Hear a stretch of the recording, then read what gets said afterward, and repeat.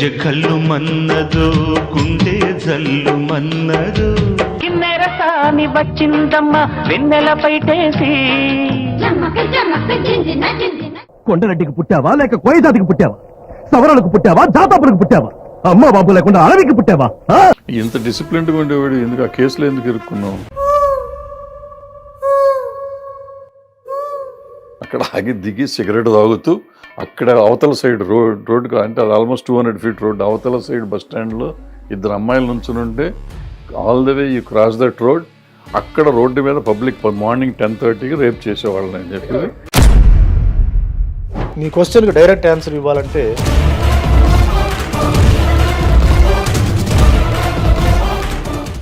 చాలామంది అప్పుడు అనుకుంది ఏంటంటే ఇతను స్లేట్ అయిపోయింది, ఇంకా వీడు లేడు అయిపోయింది, వీడు శవం బయటకు వస్తుంది.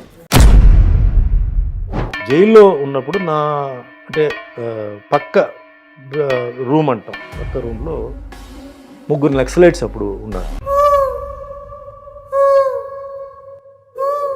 అంటే అందరూ ఫైట్స్ చేశారు, బట్ సుమన్ భాను ఫైట్స్ డిఫరెంట్గా ఉన్నాయంటే natural and we didn't use dupes.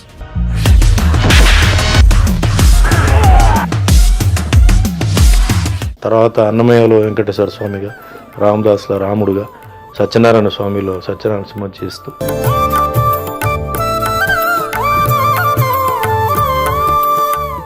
Language పెద్ద తెలియకపోతే పెద్ద మైనస్ అది పర్ఫార్మెన్స్లో దీంట్లో. సో కింద మీద పడి ప్రొడక్షన్ వాళ్ళతో వీళ్ళతో మాట్లాడి ముందు బూతులన్నీ నేర్చుకుని, ఎందుకంటే మమ్మల్ని తిడుతున్నారా పొగడుతున్నారా. నాకు పిక్చర్ ఇచ్చారు, ఫైట్స్ సాంగ్స్ చేయాలి, అప్పుడు ఎవరు బాగా చేస్తారు? చిరంజీవి గారే బాగా చేస్తున్నారు. సో ఆయన్ని ఏదో బీట్అవుట్ చేయాలని కాదు, కనీసం ఆ లెవెల్కైనా మనం ఉండాలి కదా. So all said and done Chiranjeevi garu is a very good dancer. అది మీరే చాలాసార్లు నాకు చెప్పారు, రే చిరంజీవి సాంగ్స్ చూడరా, ఆయన ఫుట్ వర్క్ చూడు. ఈరోజు కూడా నా లెక్క ప్రకారం ఫుట్ వర్క్ ఆయన చేసినట్టు ఎవరు చేయలేదు.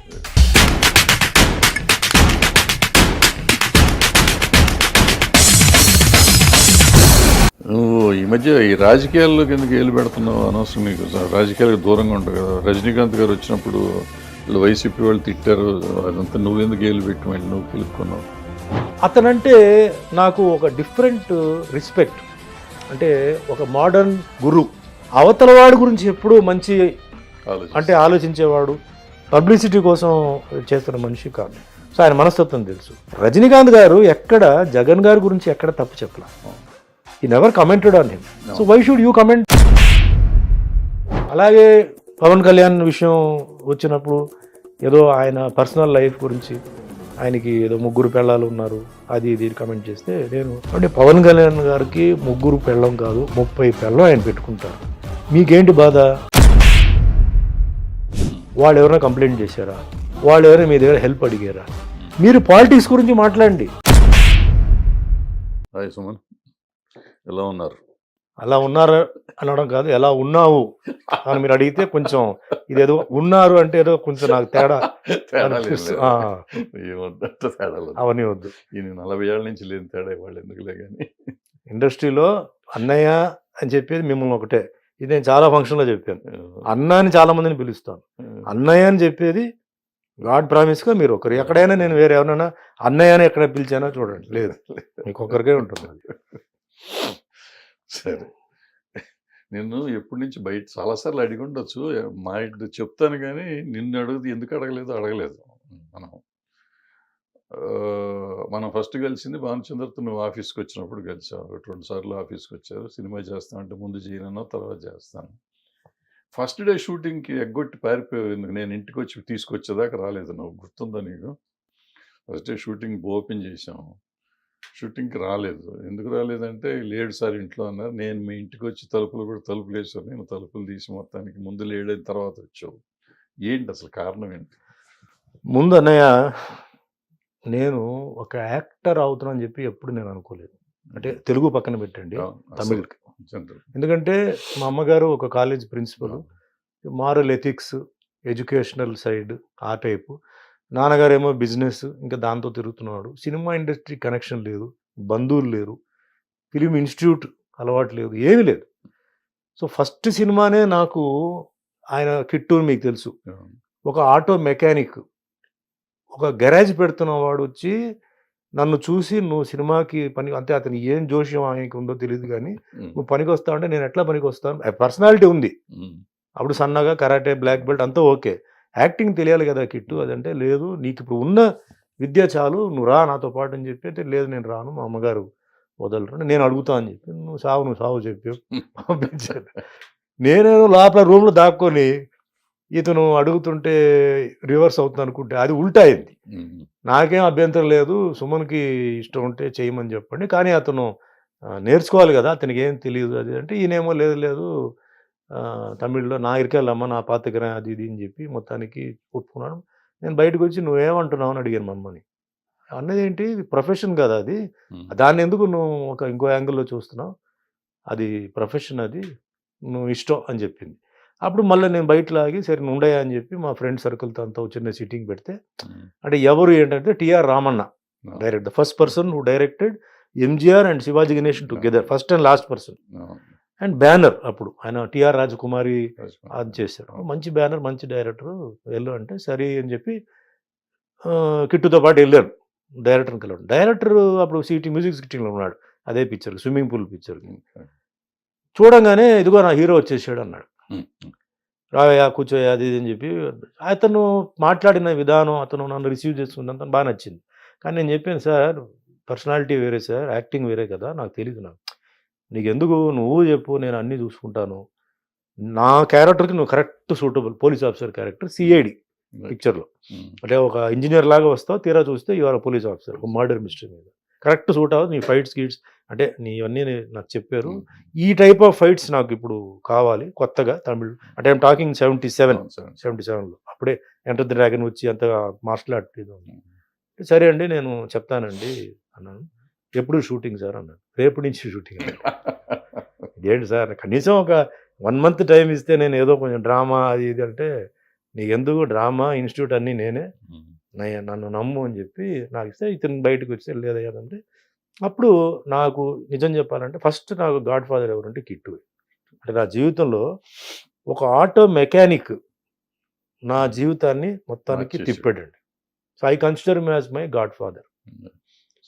సరే ఓకే అని చెప్పి next day morning AVM studio వెళ్ళడం, మేకప్ రూము, మనకేమో ఈ మేకప్ అలవాట్లేదు, ఆయన మేకప్ అన్నీ వేసేసి వెళ్ళిపోయిన తర్వాత నాకేదో చెమటలు పెడితే నేను ఇట్లా తుడిచేసాను, ఆయన వచ్చి లబోదివో.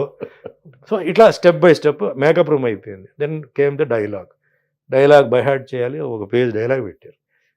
ఏఎం స్టూడియోకి వెళ్ళి లోపల ఎంటర్ అయిపోతే ఆ లైట్లు సెట్ గిట్, అప్పుడు పిక్చర్ కెమెరా పెద్ద, ఇదేంటి భయంకరంగా ఒక చిన్న జనరేటర్ లాగా ఉంది అది, ఇదంతా చూసి మార్కింగ్, ఇది దాటకూడదు, ఇది ఇటు రాకూడదు, ఆ లైట్ తీసుకో, ఈ లైట్, ఇది ఒక పరీక్ష.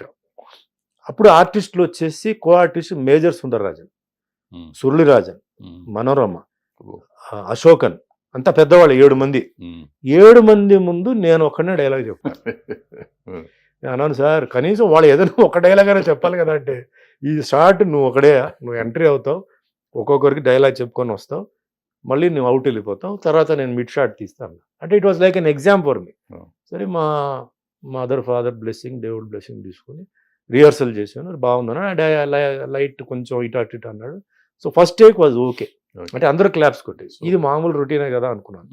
కానీ తర్వాత ఒక్కొక్కరు పిలిచి నీలో పొటెన్షియలిటీ ఉంది, యువర్ అ రా గై, సో యూ పాలిష్ చేసుకో అని చెప్పి అట్లా కెరియర్ స్టార్ట్ అయ్యి, దాని తర్వాత ఫైట్స్ ఓకే వచ్చింది. నాకు పరీక్ష సాంగ్ హీరోయిన్తో. సో హీరోయిన్ ముట్టుకోవాలి, హీరోయిన్ కౌగిలించుకోవాలి, చేయాలి.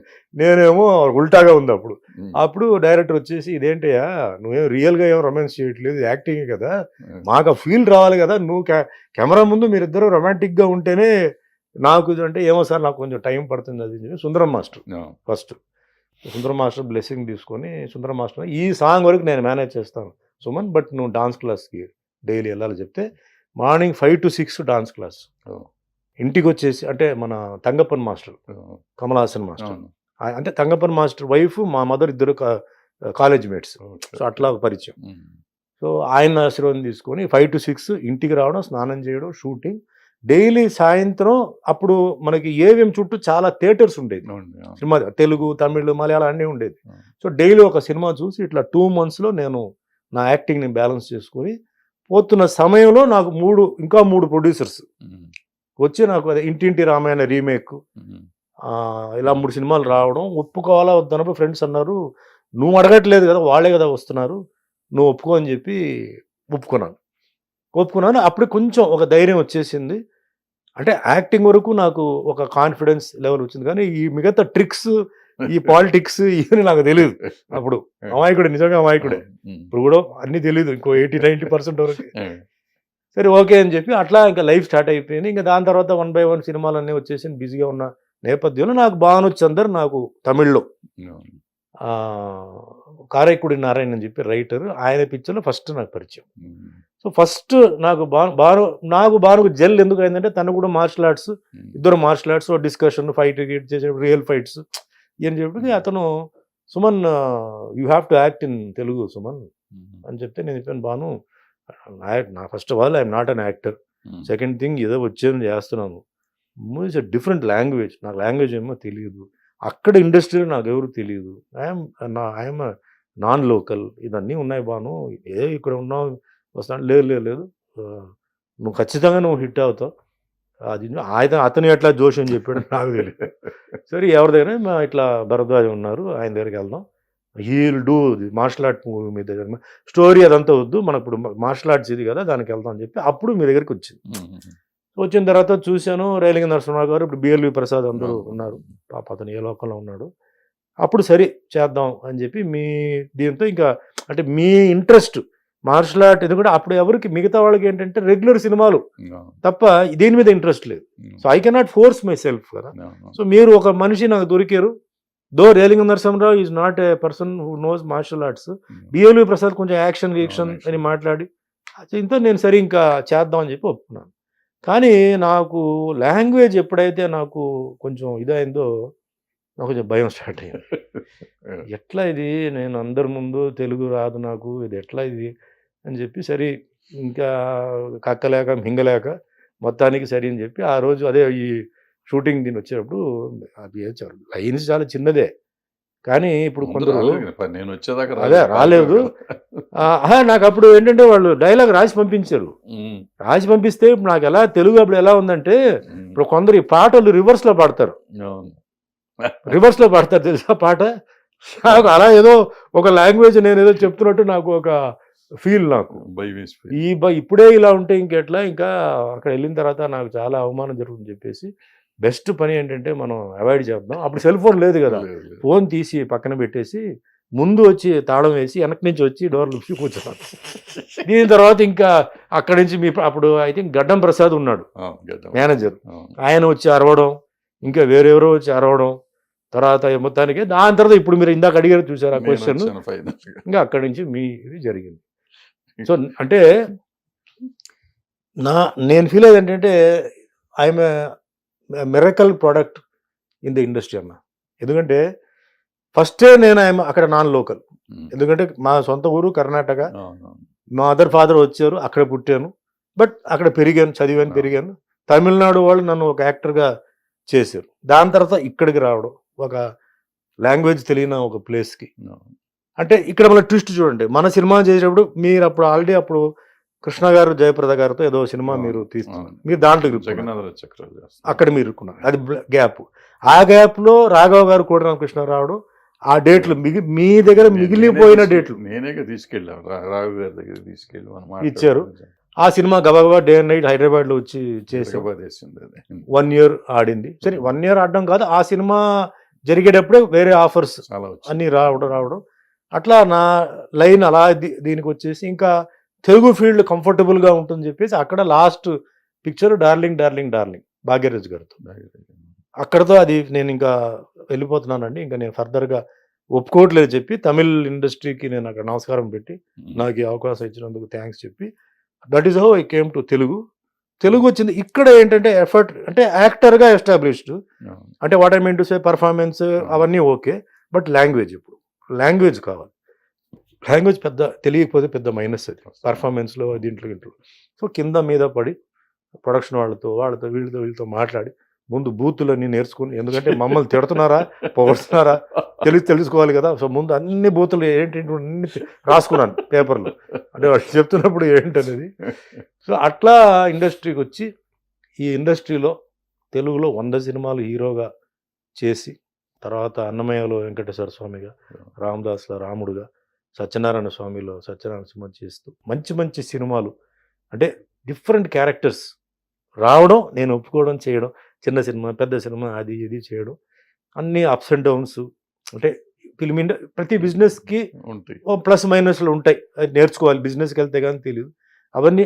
నిజంగా నేను ముందు బాగా దెబ్బతిన్నాను, because I was too fair. అంటే మాకంతా వేరే ఒక ఫ్యామిలీ నుంచి నేను వస్తున్నాను. సినిమా ఫ్యామిలీ అయితే నాకు నేర్పించేవారు ఇది చేయకూడదు, ఇలా మాట్లాడకూడదు చెప్పి.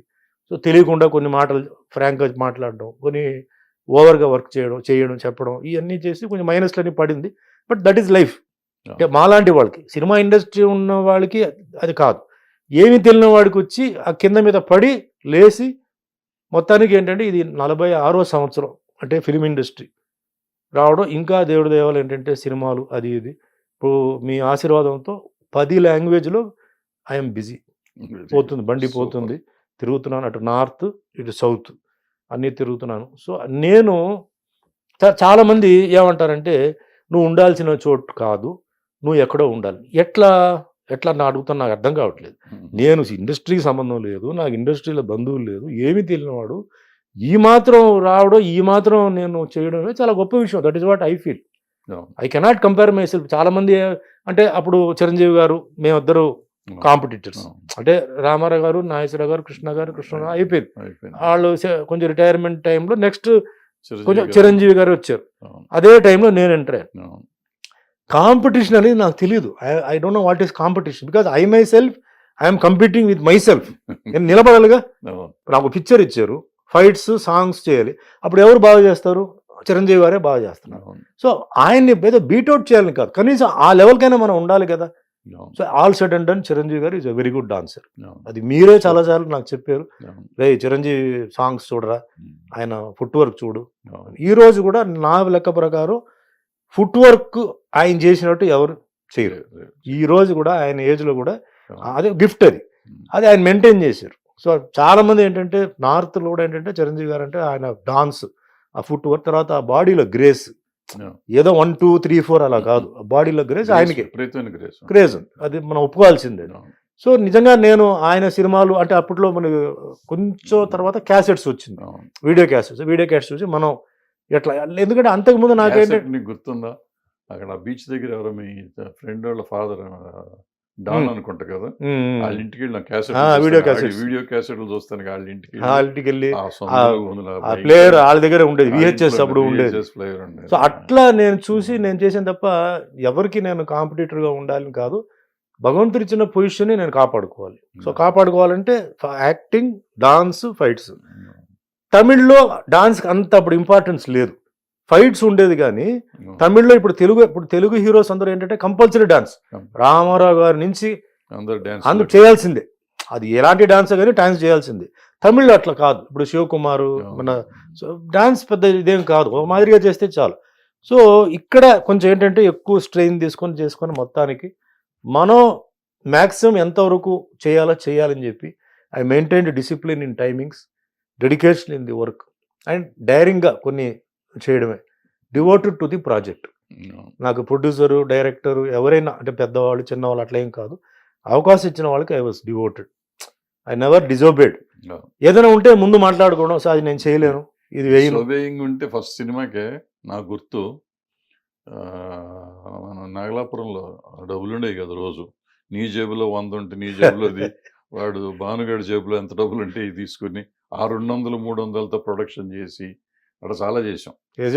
మేడ మీద అక్కడ బయట పడుకున్నాం, బయట అంతా ఇంటి పైన మేడ మీద 10 రూములు ఉంటే 10 రూముల్లో యూనిట్ అంతా అక్కడే పడుకున్నాం. తర్వాత ఓ సాంగ్ చేసినప్పుడు నువ్వు నాకు గుర్తు, నేను ఒకరోజే ఉన్నా, సాంగ్ రోజు మాత్రం ఫుల్గా ఉన్నా. 12 లొకేషన్లు మనం షిఫ్టింగ్ కార్లో వెళ్తే తెలుగు పాటలు ఇట్టా ఉంటాయి, నేను చేయను తెలుగు సినిమాలు. ఆ రోజు సాయంత్రం అయ్యేసరికి తారా మాస్టర్ ఇట్లా అయితే అట్లా తెలుగు సినిమాలు ఇదేం పాటలు, ఇదేం లోకలు అంటే ఎందుకు చేయాలంటే లిప్ మూమెంట్ వస్తే ఫుట్ వర్క్ లేదు, ఫుట్ మూమెంట్ వస్తే లిప్ మూమెంట్ లేదు, రెండు వస్తే నేను ఎక్కడో చేసుకొని వెళ్ళిపోయాడిని, కెమెరా నుంచి బ్లాక్ నుంచి బయటికి వెళ్ళిపోయేవాడిని. సో అట్లా మొత్తం టెన్షన్, జనాలు చూస్తున్నారు. మా తారా మాస్టర్ మీకు తెలుసు చాలా స్ట్రిక్ట్, వదలదు ఆవిడ అసలు ఆవిడ వచ్చిన వరకు కాంప్రమైజ్, ఎందుకురా బాబు నాకు ఇది, నేను వెళ్ళిపోతా అని చెప్పాను. సో అట్లా మొత్తం లైఫ్ ఏంటంటే ఫస్ట్ సినిమాకి ఓ పక్కన ప్రొడక్షన్ అడ్జస్ట్మెంట్లు, ఓ పక్కన యాక్టింగ్ నేర్చుకోవడం, ఓ పక్కన డాన్సులు నేర్చుకోవడం, అందులో ఫైట్లు కానీ రాళ్లల్లో చేస్తున్నాం, ఎక్కడ కుట్టుకుంటుందో ఏం చేస్తుందో తెలియదు, మొత్తం టెన్షన్.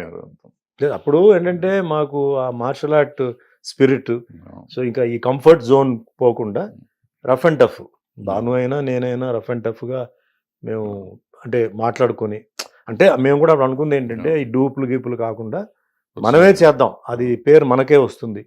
సో కింద పడిన రోల్ చేసిన, అలాగే నాకు భాను చేసిన సినిమాలు ఆల్మోస్ట్ ఆల్ మేము మెరుపుదాడి కానీ ఏ సినిమాలే అలాగే, హార్స్ రైడింగ్ కానీ అవన్నీ మేము అలాగే చేసాం. అంటే దాంతోనే మాకు ఫైట్స్ మీద ఒక క్రేజ్ వచ్చింది. అంటే అందరూ ఫైట్స్ చేశారు, బట్ సుమన్ భాను ఫైట్స్ డిఫరెంట్గా ఉన్నాయంటే natural, and maximum we didn't use dupes unless మరీ రిస్కీ అయిపోయి ఏదైనా హైట్ నుంచి ఏదైనా చేయాలనే తప్ప వీ నెవర్ యూజ్డ్ అనమాట. సో అట్లా నాకేంటంటే my life turn to Telugu field, and Kannada తర్వాత నాకు వచ్చింది, చాలా తర్వాత వచ్చింది మలయాళం, దెన్ హిందీ, ఒరియా, భోజ్పురి, మరాఠీ ఇవన్నీ కూడా చేశాను. మొన్న రీసెంట్ బంజారన్ లాంగ్వేజ్, మన బంజారన్ లాంగ్వేజ్ చేశాను. ఇప్పుడు next Tulu, I'm going to first time I'm going to do Tulu film. అంటే దాంట్లో నేనే హీరో నేనే విలన్ రెండు, అట్లాంటి డిఫరెంట్. అదే అంటే ఇప్పుడు ఉన్న ట్రెండ్కి ఉంటున్న ఒక క్యారెక్టర్. అతను ఎందుకు చెడ్డవాడు, సడన్గా మంచివాడు, హెల్ప్ చేస్తున్నాడు, కానీ కొన్ని మైనస్లు ఉన్నాయి, ఎందుకు అనేది స్టోరీ. ఎంత డిసిప్లిన్గా ఉండేవాడు, ఎందుకు ఆ కేసులో ఎందుకు ఇరుక్కున్నావు? దట్ ఈస్ టైం అన్న, now little come to it. ప్రతి మనిషికి టైం ఉంది. ఇప్పుడు మీ క్వశ్చన్కి డైరెక్ట్ ఆన్సర్ ఇవ్వాలంటే మొన్న చంద్రబాబు నాయుడు గారి మీద కేసు వేశారు. చంద్రబాబు నాయుడు గారు is not an ordinary person, very discipline, devotion, dedicated person, very clean person. అతన్ని ఇరికించారు దాంట్లో. Chandrababu Naidu says I don't know, but they say there is evidence. ఇప్పుడు ఏమవుతుందంటే చంద్రబాబు అంటే మీకు ఎందుకు నేను రెఫర్ చేస్తున్నా అంటే వాళ్ళంటే రెఫరెన్స్ ఇస్తే నాకు ఎక్స్ప్లెనేషన్ ఈజీగా ఉంటుంది. నా దీని ప్రకారం ఆ టైం వచ్చినప్పుడన్నా ఆటోమేటిక్గా కొన్ని సర్కమ్స్టెన్సెస్లో కొన్ని మనం వెళ్ళిపోయి మనం కూర్చుంటాం అక్కడ. ఇప్పుడు చంద్రబాబు నాయుడు గారు ఆయనకు రోజు 100 ఫైళ్ళు వస్తాయి, అన్నీ ఆయన చదవలేరు కదా, టైం తక్కువగా ఉన్నప్పుడు హీ విల్ ట్రస్ట్ సంబడి, వాళ్ళు చెప్పింది he will do. That is where the mistake he's happened. ఎందుకంటే 200% he will not do a mistake, but somebody else, అది కూడా నేను వాళ్ళని బ్లేమ్ చేయట్లా, అక్కడ కూడా it can be a slip, ఒక చిన్న స్లిప్ ఉండొచ్చు, ఆ టైం ఫ్యాక్టరీ ఆ స్లిప్ని చేస్తుంది.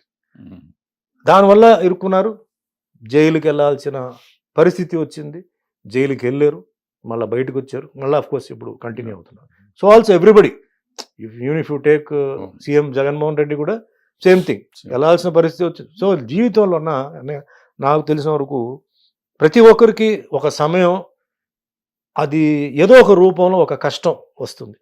అది కెరియర్ ఉండొచ్చు, హెల్త్ ఉండొచ్చు, ఫ్యామిలీ ఉండొచ్చు, లేకపోతే ఒక మరణం ఉండొచ్చు, ఏదో ఉండొచ్చు.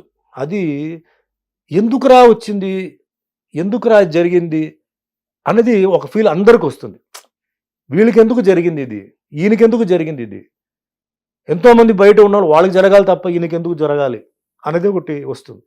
నా అంటే హారోస్కోప్ దీని ప్రకారం ఏంటంటే నేను జైలుకి వెళ్ళాల్సిన ఒక పరిస్థితి వచ్చింది, దానికి ఒక కారణం కావాలి, దానికి ఒక కొరియర్ ఏజెంట్ కావాలి. సో ఎవడో ఒక కొరియర్ ఏజెంట్ రావడం, అంటే what I mean to say circumstance రావడం, నన్ను తీసుకెళ్ళి అక్కడ జైల్లో పెట్టిన తర్వాత చాలామంది అప్పుడు అనుకుంది ఏంటంటే ఇతను స్లేట్ అయిపోయింది, ఇంకా వీడు లేడు, అయిపోయింది, వీడు శవం బయటకు వస్తుంది. ఎందుకంటే జైల్లో నన్ను క్లోజ్ ప్రిజన్లో పెట్టారు, లోపల క్లోజ్ ప్రిజన్లో నేను ఉన్నప్పుడు, అప్పుడు లక్కీగా అప్పుడు సీఎం గారు కరుణానిధి గారు పొలిటికల్ ప్రిజనర్గా వచ్చినప్పుడు సుమన్ ఎందుకు అక్కడ క్లోజ్ ప్రిజన్లో పెట్టారు, ఆయన మీద ఇంకా ప్రూవ్ అవ్వలేదు కదా, you have put him under detention, అంతే, తీయండి బయటకు అంటే అప్పుడు బయటికి నన్ను అంటే ఆయన ఇది ఇష్యూ చేస్తా అన్నాడు. ఓకే. వై అలోన్ అంటే క్లోజ్ ప్రిజన్ అనేది it is only for hard core criminals. అంటే అప్పుడు ఆటో శంకర్ అని చెప్పి అవును. పెద్ద మర్డర్, ఆయన వైఫ్ ని మర్డర్ చేసి ఇంట్లోనే సమాధి చేసి అవును. గోడ మీద సమాధి చేసి అని చేసేవాడు. అతను జేపీ అని చెప్పి ఒక అతను మొత్తం ఫ్యామిలీ మెంబర్స్ 12 మందిని చంపాడు. అయ్యో. అతను ఇలాంటి వాళ్ళని పెడతారు, మెంటల్లీ రిటార్డెడ్ పీపుల్, అలాంటి వాళ్ళని అంటే భయంకరమైన శాడిస్ట్ మెంటల్ పర్వర్టెడ్ పీపుల్ని పెడతారనమాట. అక్కడ నన్ను పెట్టారు. పెట్టినప్పుడు ఆయన ఎందుకు గుండాస్ యాక్ట్ ఆయన మీద వేసినప్పుడు గుండా సెక్షన్లో పెట్టాలి కానీ ఎందుకు అక్కడ పెట్టారని చెప్పి ఇష్యూ చేసినానికి ఇది ఇమీడియట్లీ తీసుకొచ్చి నన్ను రెగ్యులర్ గుండాస్ యాక్ట్ ఇది రెండు క్వారంటైన్ అంటారు, క్వారంటైన్ 1 క్వారంటైన్ 2 అంటారు, దాంట్లో మళ్ళీ షిఫ్ట్ చేశారు. తర్వాత నాన్ బెయిలబుల్ యాక్ట్ అది, అప్పుడు గుండాస్ యాక్ట్ నాన్ బెయిలబుల్. ఆ నాన్ బెయిలబుల్ యాక్ట్ని ఆయన జిఆర్ రామస్వామి అని చెప్పి టాప్ అప్పుడు అడ్వకేట్, తర్వాత ఆయన అడిషనల్ సొలిసిటర్ జనరల్ అయ్యాడు. ఆయన జైలుకి వచ్చి నాకు ఒకటే చెప్పు సుమన్, నువ్వు చేసేవు చెప్పు, నేను దానికి ఏం చేయాలో నాకు తెలుసు, నువ్వు చేయలేదని చెప్పు బట్ కరెక్ట్గా నాకు చెప్పు, నేను ఫైట్ చేస్తాను. సరే నేను ఏమీ చేయలేదు, నా దగ్గర ఏ రోజు అయితే వాళ్ళు ఈ ఇన్సిడెంట్ జరిగిందో I have got records that I was shooting in Bengaluru. మన బిఎల్ఈ ప్రసాద్తోనే షూటింగ్ చేస్తున్నాను అక్కడ. It is fabricated sir, complete fabricated, 200% you can trust me అంటే అప్పుడు ఆయన వెళ్ళి ఫైట్ అవుట్ చేసి, ఇంకా ఇది వరకు హ్యాబిచువల్ అఫెండరే కాదు, ఆయన మీద ఒక్క పోలీస్ కంప్లైంట్ కూడా లేదు, మీరు ఎట్లా పెట్టారు అది ఇది అని చెప్పి మొత్తానికి నా మ్యాటర్ క్లియర్ చేసి first person to come out from goondas act in south was Suman against Tamil Nadu government. But I got condition bail. So మదురైకి వెళ్ళాను. సో మదురైలో అక్కడ ఉన్నప్పుడు మదురైలో అక్కడ చంపేస్తారు ఆయన అది ఇది అని చెప్పి ఏదో మొత్తాన్ని క్రియేట్ చేసి అక్కడ ఆల్మోస్ట్ ఆల్ 1 year దాకా ఉన్నాను, 10 months దాకా ఉన్నాను. ఇల్లు తీసుకుని అది చింగల్పేట్.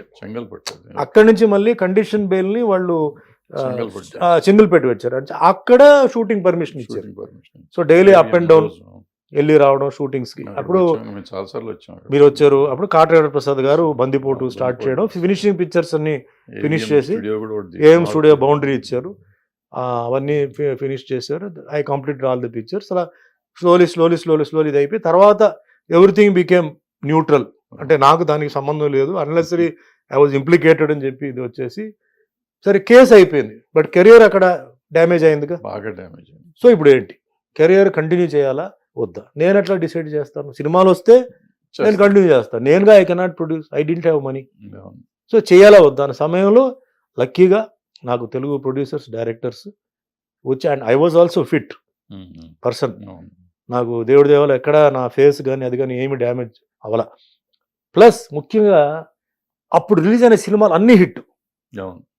నేను జైల్లో ఉన్న టైంలో రిలీజ్ అయిన సినిమాలు అన్ని హిట్. అంటే ప్రజల సపోర్ట్ నాకు ఉందని నాకు తెలిసింది, వాళ్ళకు తెలిసింది, బయర్స్కి తెలిసింది. సో వన్స్ అగైన్ కెరియర్ని స్టార్ట్ చేశాను. కానీ జైల్లో ఉన్నప్పుడు నా అంటే పక్క రూమ్ అంటాం, పక్క రూమ్లో 3 నక్సలైట్స్ అప్పుడు ఉన్నారు.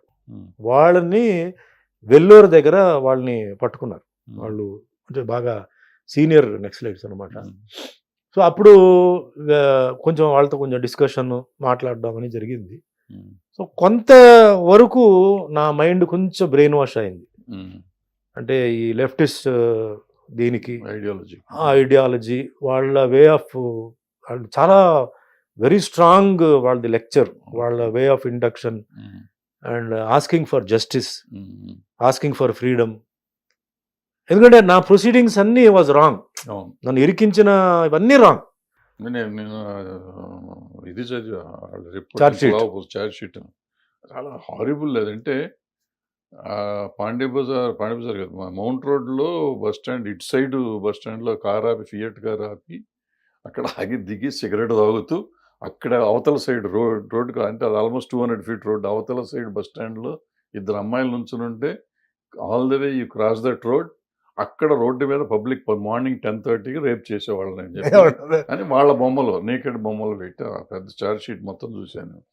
ఇంత హారిబుల్గా ఉంటే అంటే అంత బేస్లెస్, డే టైం 10:30కి ఎంత ట్రాఫిక్ మౌంట్ రోడ్లో, ఎట్లా జరుగుతుంది, అసలు జరుగుతుందా, ఇస్ ఇట్ పాసిబుల్ అనేది కూడా లేదు. అంతకాలం 2 సంవత్సరాలు కేసులు నడిపించాల్సినంత కేసు కాదు అది. అంటే ఒకటి అన్నయ్య, గవర్నమెంట్ తలుచుకుంటే ఏదైనా చేయవచ్చు. ఇట్ ఈస్ బట్ ఇంత హారిబుల్ ఇప్పుడు మీరు ఇందాక చెప్పిన కేసులు ఉన్నాయి, వాటికి ఏదో ఒక బేస్ పెట్టారు. చంద్రబాబు నాయుడు గారిది కానీ అని జగన్మోహన్ రెడ్డి గారికి కానీ ఒక బేస్ కనపడుతుంది. ఇది baseless. పట్టపగలు ఇద్దరు అమ్మాయిల్ని ఒక మనిషి తాగుతా పబ్లిక్ లో ట్రాఫిక్ లో చేస్తున్నాడు అంటే ఇది అదొకటి. వినటానికే తర్వాత బాగోదు అది. ఆ గుండా శాట్ అంటే బూట్ లెగ్గింగ్, అంటే సారా అమ్మడం. ఉమ్.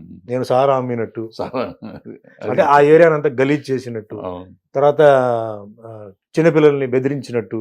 ఉమ్. సో అంటే గుండా యాక్ట్ ఇవన్నీ కావాలి. అన్నీ గుండా కావాలి. యాక్ట్ అంటే అదే కదా ఉమ్. పెట్టారు. బట్ అదే టైం బ్యాడ్ అయినప్పుడు ఇవన్నీ జరుగుతాయి. ఉమ్. అంటే నాకు అక్కడ ఏంటంటే ఒక చిన్న కొంచెం ఆ నక్సల్ వాళ్ళతో మాట్లాడు అంటే, బట్ నాకు మా అమ్మగారు ఆవిడ నా కన్సర్న్, బాగా ఎందుకంటే support చాలా సపోర్ట్ చేశారు. ఈ టైంలో అలాంటి డిసిషన్ మనం తీసుకోకూడదు, మనం ఉండాలి ఆవిడతో పాటు లాస్ట్ వరకు ఉండాలని చెప్పేసి అక్కడ మళ్ళీ కొంచెం నేను దాని నుంచి దూరం వచ్చి నేను మళ్ళీ స్ట్రీమ్ లైన్కి వచ్చి ఆవిడతో పాటు మ్యాక్సిమం ఉండి మళ్ళీ నార్మల్ లైఫ్కి మళ్ళీ అలా వచ్చి చాలామంది నాకు సపోర్టర్స్ అని వచ్చి చేసి మళ్ళీ again I started my career. So నా ఇదేంటంటే జనరల్గా చాలామంది చెప్పినప్పుడు నన్ను you cannot compare me to regular film industry సంబంధించిన మనిషిది. You cannot compare. This is something different. ఇది డిఫరెంట్ బుక్. ఇది ఎక్కడో పుట్టి ఎక్కడో పెరిగి ఏమి బ్యాక్గ్రౌండ్ లేకుండా చేయడం రావడం. అట్లీస్ట్ రజనీకాంత్ గారు ఫిల్మ్ ఇన్స్టిట్యూట్కి వెళ్ళారు. Though he's outsider, film ఇన్స్టిట్యూట్కి వెళ్ళారు ఆయన. And he was in Karnataka. From Karnataka he became a super star in Tamil.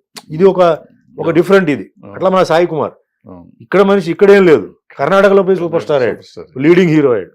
అట్లా కొందరు ఉంటారు you know out of the way అయిపోయి వాటిల్లో నేను. But without any base, support లేదు, ఏ బేస్ లేదు, యాక్టింగ్ బేస్ లేదు, లాంగ్వేజ్ బేస్ లేదు, ఏమీ లేదు.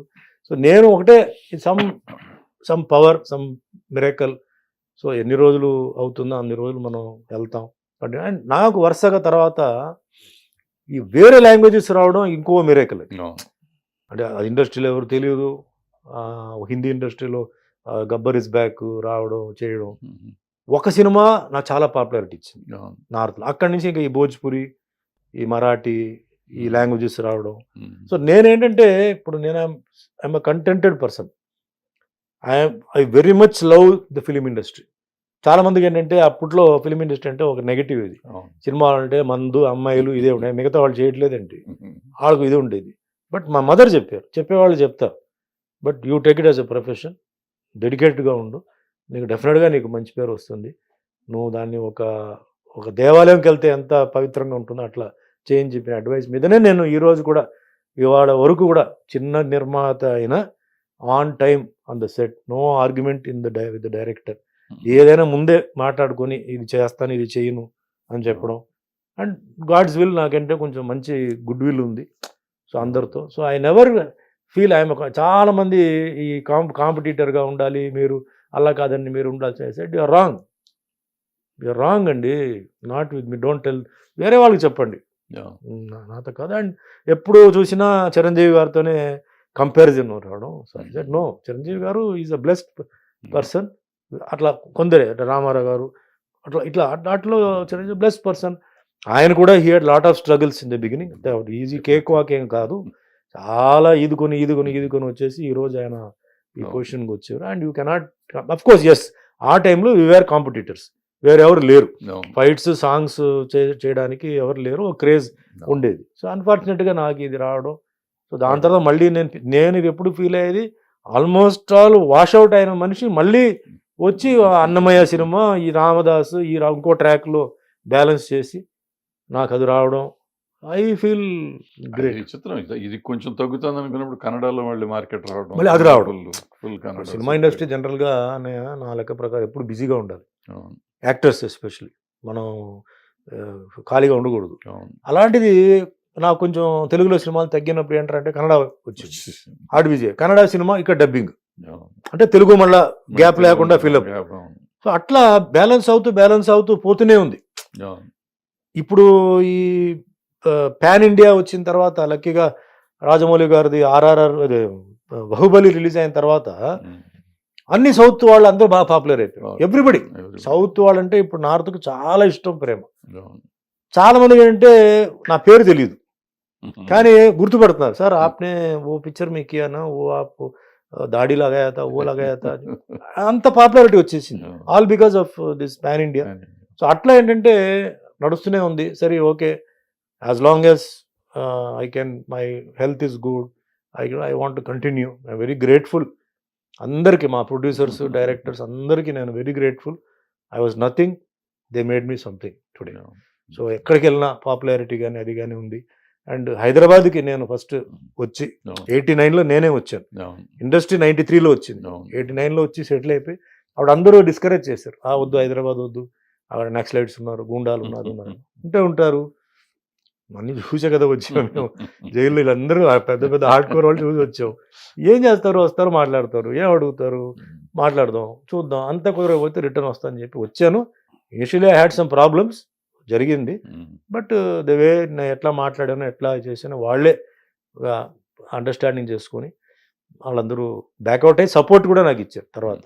ఇన్ఫ్యాక్ట్ ఆ బిగినింగ్ 3 years ఇండస్ట్రీ వచ్చేవారు కొంచెం టఫ్గానే ఉంటే కూడా వాళ్ళే నాకు సపోర్ట్ ఇచ్చి, అంటే మీలాంటి వాళ్ళందరూ మీరు ఉన్నారు, సో నాకు కొంచెం బలం ఇచ్చి ఐ కంటిన్యూడ్. సో ముఖ్యంగా నేనేంటంటే హైదరాబాద్లో ఇట్స్ మై సెకండ్ హోమ్ లాగా చెప్పొచ్చు. Hyderabad is my second home. So మెల్లిమెల్లిగా మేము షిఫ్ట్ అయిపోయి ఆఫ్టర్ మ్యారేజ్ టోటల్గా ఇటు షిఫ్ట్ అయిపోయి అటు ఇటు వద్దని చెప్పేసి షిఫ్ట్ అయిపోయి ఇక్కడ సెటిల్ అయిపోయి ఈరోజు తెలంగాణ దీంట్లో నాకు ఒక మంచి అభిమానం, ప్రేమ ఎక్కడికి వెళ్ళినా కూడా ఉంది. సో దిస్ అంటే ఇది ఒక ప్యాటర్న్ ఆఫ్ లైఫ్ అని నేను ఫీల్ అవుతున్నాను. ఒక్కొక్కరి జీవితంలో అంటే ఎట్లా మనకి సిమ్ కార్డ్లో ప్యాటర్నింగ్ ఉంటుందో ప్రతి ఒక్కరి లైఫ్లో ఒక ప్యాటర్నిజం ఉంటుంది. అది life only will tell after some time. So this is my life. మనం అనుకోవడం వేరే, అంటే అంటారు కదా, you won't get what you desire, you get what you deserve. This is what I deserve, but I'm happy. నేను పెద్ద లెవెల్తో compare చేస్తే I'm unhappy, but I compare myself to ఇంకా lower people. I feel happy. I feel God has given me all this, God has given me luxury, అది ఇది ఇచ్చారు. So దీంతోనే let us continue. Ups and downs లైఫ్లో ఉంటుంది, you have to face it. Competition వస్తుంది, but how you face it, ఎట్లా మనం దాన్ని డీల్ చేయడం, ఏదో ఇండియా పాకిస్తాన్ వార్ లాగా కాకుండా ఆల్ ది ఇప్పుడు problems, these are all very simple problems. Adjustments and compromise అంటారు, తప్పదు. మనకి లైఫ్ స్మూత్గా వెళ్ళాలంటే గొడవ చేసి ఎనిమిటి కన్నా I feel adjustment compromise is better. ఇవన్నీ బాగానే ఉన్నాయి కానీ నువ్వు చెప్పి, అంటే ఈ పర్సనల్ క్వశ్చన్ ఇది, నేను 40 ఏళ్ళ నుంచి నేను చూస్తున్నాను కాబట్టి. అండ్ ఇంత దాంట్లో కూడా you have been busy all the time except ఆ 1 or 2 years జైల్ టైం తప్పిస్తే, అదర్వైజ్ అంతా బిజీగా ఉన్నాం. యూఆర్ డూయింగ్ గుడ్ ఫిలిమ్స్, పెద్ద సినిమాలు చేసాం, అన్నీ చేసాం. నీకు మిగతా డిసిప్లిన్ ఉంది కానీ ఫినాన్షియల్ డిసిప్లిన్ లేదు. ఇది పర్సనల్, నీకు నాకు సంబంధించిన విషయం అది, ప్రజలకు కాదు. కానీ ఎందుకు లేదు, ఎందుకు అంత ఇండిసిప్లిన్డ్గా ఉన్నాను ఫైనాన్షియల్గా? ఉంటే ఇంకా బాగుండేది కదా. నేను చెప్తాను మీకండి, కోర్టు కేసు జరిగేటప్పుడు ఆ టైంలో రామ్ జెత్మలాని గారికి ఒక క్యావియేట్ వేయడానికి అప్పుడు నేను చెప్పేది 60,000 ఇచ్చాం, ఓన్లీ ఒక క్యావియేట్కి. అది 3 నిమిషాలు ఆయన వచ్చింది. బట్ ఎందుకు ఆయన పెట్టాల్సి వచ్చిందంటే, ఆయన వస్తే జడ్జే కొంచెం ఇలా లేచి అలా కూర్చుంటాడు. సోలి సురాబ్జీ, పరశురామ్, సల్మాన్ ఖుర్షిద్, మీకు తెలుసు Salman Khurshid, we had to pay a lot of money. Salman Khurshid ఆయన డబ్బు తీసుకోవాలా, కానీ అక్కడ కోర్టు వాళ్ళకి ఇవ్వడానికి వాటికంతా నేను అప్పుడు అంతవరకు సంపాదించిన డబ్బు అంతా దీనికే సరిపోయింది. మా ఎసెట్ సోకాల్డ్ అంటే మ్యాంగ్లూరులోనే ఉంటుంది తప్ప అప్పుడు చెన్నైలో లేదు. సో దాని తర్వాత నేను ఇక్కడ వచ్చినప్పుడు ఆ ఫైనాన్షియల్ ఇవన్నీ క్లియర్ చేయడానికి, అంటే ఇంట్రెస్ట్ తీసుకొని మళ్ళీ ఇంట్రెస్ట్ని కట్టడం, ఈ కట్టడం, అండ్ అప్పుడు ఇప్పుడు ఉన్నంత రెన్యుమరేషన్ లేదు. ఇప్పుడు మాట్లాడితే కోట్లే కదా, లక్షల గురించి ఎవరు మాట్లాడుతున్నారు? ఎవరు, nobody is talking about lakhs, crores. So ల్యాక్స్లో ఉంటున్న దీంట్లో కూడా ఏంటంటే, నేను ఒక సైడ్లో ఆ పాత అప్పులు పాత క్లియర్ చేయడం, కొన్ని మాకు అప్పుడు ఇండస్ట్రీ కూడా was not smooth, up and down. So అన్నిటినీ బ్యాలెన్స్ చేసుకుని పోవడంలో I could not manage. So దాని తర్వాత మ్యారేజ్ అయిన తర్వాత టోటల్ ఫైనాన్షియల్ ఇవన్నీ మా వైఫ్కి, మా అత్తగారికి ఇచ్చి చూసుకోమని చెప్పాను. ఆ టైంలో కూడా నాకేంటంటే, నాకు అంత నేను ఎక్స్పెక్ట్ చేసిన అమౌంట్స్ కూడా నాకు రాలా. లక్కీగా ఏంటంటే నాకు కొన్ని ల్యాండ్ కొంచెం కొన్నాను, ఇప్పుడు దానికి మంచి వాల్యూ వచ్చింది అక్కడ. అలాగే సేమ్ కర్ణాటకలో కొంచెం ల్యాండ్, ఊటీలో ప్రాపర్టీ, ఎసెట్స్గా నాకు ఉంది. బట్ లిక్విడ్ క్యాష్గా నాకేంటంటే ఈ వీటికి అంటే రీపేమెంట్స్కి వీటికే సరిపోతున్నాయి తప్ప నాకు అంత ఒక స్టేజ్ అవును. నాకు రాలా. సో నేను and whatever money comes you're very careful. ఎందుకంటే ఇప్పుడు ఫ్యామిలీ డాటర్ ఉంది, అన్నీ ఉంది, అన్నీ ఇప్పుడు ఉంది బాగానే చేస్తున్నారు. చెప్తున్నాను. ఒకప్పుడు సంగతి ఒక్కప్పుడు అంతే, వేరే ఏది కాదు. ఆ రికవరీ టైంలో సంపాదించింది చేతికి వచ్చేది అలా వెళ్ళిపోయింది, చేతికి వచ్చి అలా అదే వెళ్ళిపోయింది. మాకు అర్థమయ్యేది కదా, ఏంటి వస్తుంది ఎంత వస్తుంది ఏమైపోయిందో తెలియదు అనుకునేవాళ్ళు. తర్వాత ఇంకోటనే నాలో రామారావు గారిది, కృష్ణ గారిది, కృష్ణరాజు గారిది, సోమన్ బాబు గారిది అన్నీ ఇది నాకు ఉంది. అంటే కంపారిజన్ కాదు. రామారావు గారిది ఏంటంటే డిసిప్లిన్, టైమింగ్, హార్డ్ వర్క్. ఇది నాగేశ్వర గారిది అంటే కొంచెం క్లాస్గా యూజ్ చేయడం. సోహన్ బాబు గారిది అంటే ఆయన వే ఆఫ్ సర్టన్ ప్రాక్టికల్గా మాట్లాడడం. కృష్ణరాజు గారు రాయల్, ఆయనంతా ఆయన సినిమాకి ఆయన లేటుగా వస్తారు, మిగిలిన వాళ్ళు లేటుగా వస్తారు. రావడంతో ముందు చికెను మటన్ ఇవన్నీ ముందు టిఫిన్, దాని తర్వాత షూటింగ్, అది ఒక రాయల్ టైప్. నాది కొంచెం కృష్ణ గారిది కొంచెం ఆశీర్వాదాలు ఏంటంటే ప్రొడ్యూసర్స్ డైరెక్టర్స్తో కొంచెం అడ్జస్ట్మెంట్ డబ్బు విషయంలో. అంటే వాళ్ళు బాగా లేని టైంలో వాళ్ళు ఇబ్బంది పెట్టి డబ్బులు వసూలు చేయడం కానీ ఇబ్బంది పెట్టడం కానీ చేయకూడదు. ఎందుకంటే వాళ్ళు ఎంతో కష్టపడి సినిమా తీస్తున్నారు, మనల్ని పెట్టుకుని సినిమా తీస్తున్నారు. ఈ సినిమా కాకపోతే ఇంకో సినిమా వస్తుంది అన్నది నాకు కృష్ణ గారు ఆయన అలవాట్లని నాకు కొంచెం అలా వచ్చింది. లాస్ట్లో డబ్బులు లేదు, సరే వెళ్ళు అని చెప్పి. లక్కీగా నేను రిపీటెడ్ ప్రొడ్యూసర్స్ నాకు ఉన్నారు. నేను చేసిన దీనికి సినిమా లేనప్పుడు నాకు సినిమాలు ఇచ్చారు. అలాగే డైరెక్టర్స్ నేను గర్వంగా చెప్పొచ్చు, ఈరోజు minimum 5 times they have repeated. ఒక డైరెక్టర్ ఒక యాక్టర్తో రిపీట్ చేస్తున్నాడంటే ఎందుకు రిపీట్ చేస్తాడని మీరు చెప్పండి. Because they like behaviour, discipline, అది ఇది ప్లస్ యాక్టింగ్. ఓకే, అవన్నీ వేరే విషయం. బట్ ఇలా చాలామంది ఉన్నారు. బట్ మళ్ళీ సుమన్తో చేద్దామంటే కొన్ని క్వాలిటీస్ ఉండడంతో ప్లస్ మెయిన్ ప్రొడ్యూసర్కి ఏంటంటే అడ్జస్ట్మెంట్. అట్లా నాకు కొంచెం కొన్ని ప్రొడ్యూసర్స్ దగ్గర నాకు కొంచెం డబ్బులు నేను వదులుకున్నాను. నేను దాని గురించి ఏమి ఫీల్ అవ్వట్లేదు. నాకు ప్రొడ్యూసర్, ఎందుకంటే ప్రొడ్యూసర్ అన్నవాడు ఆఖరికి నాకు తెలుసు పెళ్ళం తాళి కూడా తాకట్టు పెట్టి కూడా షూటింగ్ చేసిన వాళ్ళు కూడా నాకు తెలుసు. సో అది నేను మైండ్, నా మదర్ ఎప్పుడు కొంచెం మారల్ ఎథిక్స్ నీకు ఎప్పుడు ఉండాలిరా, మిగిలిన వాళ్ళలాగా కాదు, డోంట్ బీ పక్కా బిజినెస్ మ్యాన్, అది నీకు ఫ్యూచర్లో నీకు హెల్ప్ అవుతుంది. కొన్ని విషయాలు చాలా మా మదర్ చెప్పిందంతే నాకు ఇప్పుడు వర్కౌట్ అవుతుంది. నువ్వు ఏదైతే ఇలాంటి విషయాల్లో నువ్వు చేయి, నీకు జీవితంలో నీకు ఎక్కడి నుంచో ఒక హెల్ప్ చేస్తాడు. 10 మందిలో 9 మంది నీకు చేయకపోయినా ఒకడు ఉంటాడు, నీ కరెక్ట్ టైంకి వాడు హెల్ప్ చేస్తాడు లైఫ్లో అన్నారు. అలాగే జరుగుతున్నాయి. నేను ఏమీ లేదు, ఖాళీగా ఉంది, ఏం చేయాలి ఇప్పుడు ఎట్లంటే ఎవడో వస్తాడు, సార్ నేను సినిమా తీయాలనుకున్నాను సార్, మీకు ఈ క్యారెక్టర్ ఉంది, ఇది ఉంది అంటాడు. ఇంత డబ్బులు 100 రూపాయలు అడిగితే 100 లేదు సార్, 50 ఉన్నాడు, సరే ఓకే. సో అట్లా నాకేంటంటే అంటే నా వే ఆఫ్ థింకింగ్ ఆ టైప్. అంటే ఇప్పుడు శివాజీ గణేషన్, ఎంజీఆర్ గారు వేరే. ఎంజీఆర్ గారి దగ్గర నేను తీసుకుంది ఏంటంటే నథింగ్ ఈజ్ ఇంపాసిబుల్. ఒక Malayali born in Sri Lanka, came as a tea boy, then as a fighter, దాని తర్వాత 35th year he becomes a hero. Next non local becoming a CM of the state and he ruled.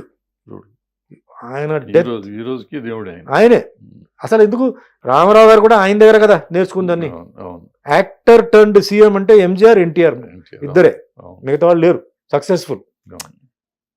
అతనిది ఆయన వే of ఇది. నేను శివాజీ గణేషన్ బ్రహ్మాండమైన actor, but zero politician. Politics ఈ was zero, but beautiful. దాని తర్వాత నాకు నెక్స్ట్ ఏంటంటే నాకు ఆ టైంలో నాకు మలయాళం ప్రేమ్ నజీర్, కన్నడ రాజ్ కుమార్, వీళ్ళ కొన్ని ఇన్స్పిరేషన్. తెలుగు ఫీల్డ్కి వచ్చిన తర్వాత అప్పుడు 1 by 1 మెయిన్ రామారావు గారిది. అంటే ఆయన అప్పుడు పాలిటిక్స్కి వచ్చారు. 82 he came in to politics. So ఆయన సినిమాలు చూడడం, అంటే పెర్ఫార్మెన్స్కి, యాక్టింగ్, ఆయన సాంగ్స్, అది ఏంటి ఎన్టీఆర్ అంటే ఏంటి ఇంత పాపులర్, ఏంటి ఏం చేశారు ఆయన అని క్యాసెట్స్ రూపంలో చూసా.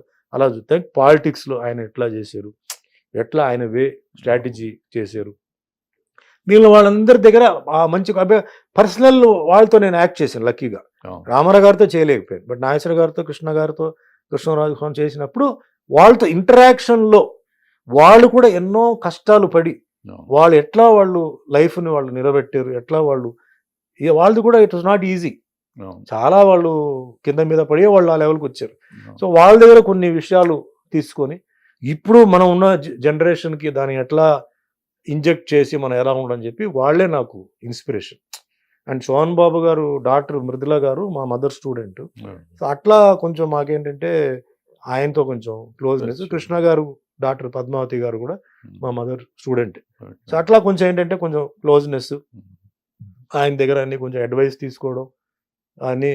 సోహన్ బాబు గారు అయితే వెరీ గుడ్ ఫినాన్షియల్ అడ్వైజర్.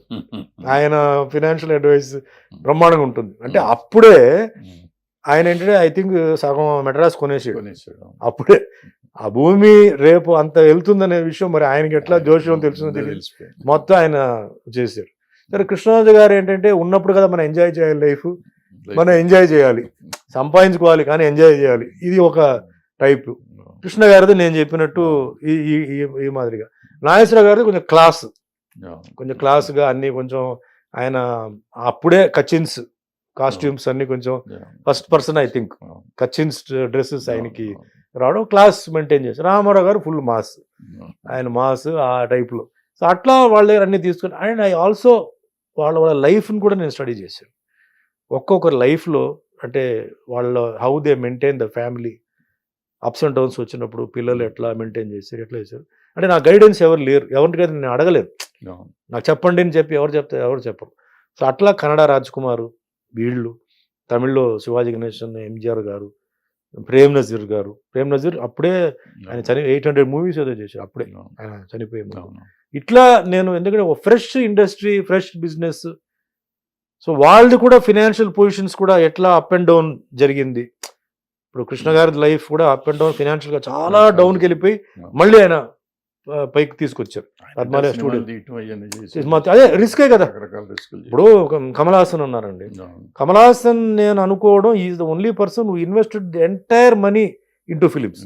ఆయన సొంత సినిమాల్లో ఆయనకి ఏం కావాలో ఎలా తీయాలో మొత్తం ఖర్చు పెట్టి ఆ అప్పులు తీసి అవి చేసి ఆఖరికి ఆయన మొన్నే 5 years ముందే సొంత ఇంటికి వెళ్ళాడు. అప్పుడు దాకా he was paying heavy rent. ఒక రెంట్ ఫరూక్ అబ్దుల్లా ఇల్లు, కాశ్మీర్ ఫరూక్ అబ్దుల్లా ఇల్లు ఇంట్లో. అంటే అది ఒక కేటగిరీ, అంటే సినిమా పిచ్చి, ప్యాషన్. సో ఇవన్నీ నేను అట్లా స్టడీ చేసుకొని మనం ఏ లెవెల్లో ఉండాలి. నాకు కూడా సినిమా అంటే ప్యాషన్ అన్నయ్య. ఇప్పుడు ఐ లవ్ మూవీస్. నాకు ఫ్యూచర్లో కూడా ఏంటంటే ఇలా కంటిన్యూ చేయాలి, యాక్టింగ్ అవుతే డైరెక్షన్. అంటే నేను బాగా అటాచ్ అయిపోయాను ఈ ఫ్యామిలీ, అంటే ఈ కష్ట సుఖాలు, ఈ సినిమా వాళ్ళ అంటే మెంటాలిటీ. అంటే కొందరికి ఏమో ఫాల్స్ ఈగో, ఇవన్నీ చూసి చూసి చూసి అలవాటు అయిపోయి మళ్ళీ చాలామంది సార్ మీరు రియల్ ఎస్టేట్కి వెళ్ళొచ్చు కదా. ఎందుకు సార్ నాకు ఇవన్నీ తెలుసుకున్నాను ఇండస్ట్రీ, ఇది వదిలేసి మళ్ళీ రియల్ ఎస్టేట్కి ఎందుకు, వాళ్ళు వెళ్ళారు వీళ్ళు వెళ్ళారు, వాళ్ళు వెళ్తారు, వెళ్ళని నన్ను వద్దు, నేను ఇక్కడే ఉంటాను. ఇక్కడే ఇండస్ట్రీ వాళ్ళు మాకంతా బాగా క్లోజ్ అయిపోయారు ఫ్యామిలీ వాళ్ళు. ఇప్పుడు ముఖ్యంగా ఇక్కడ తెలుగులో మన జూనియర్ ఆర్టిస్టులు, మన టెక్నీషియన్స్, లైట్ ఆఫీసర్స్ అంటే కొంచెం సీనియర్స్ ఉన్నారు. కొంచెం నెక్స్ట్ జనరేషన్ వాళ్ళు అలా మూవ్ అయ్యి ఇంకో దానికి వెళ్ళిపోదాం, ఇంకో చేద్దాం మళ్ళీ ఫ్రెష్గా వెతుక్కోవాలి, fresh behaviour, fresh understanding, plus producers, directors, distributors తెలిసిన వాళ్ళు. సో చెప్పగానే ఈజీగా అర్థమైపోతుంది.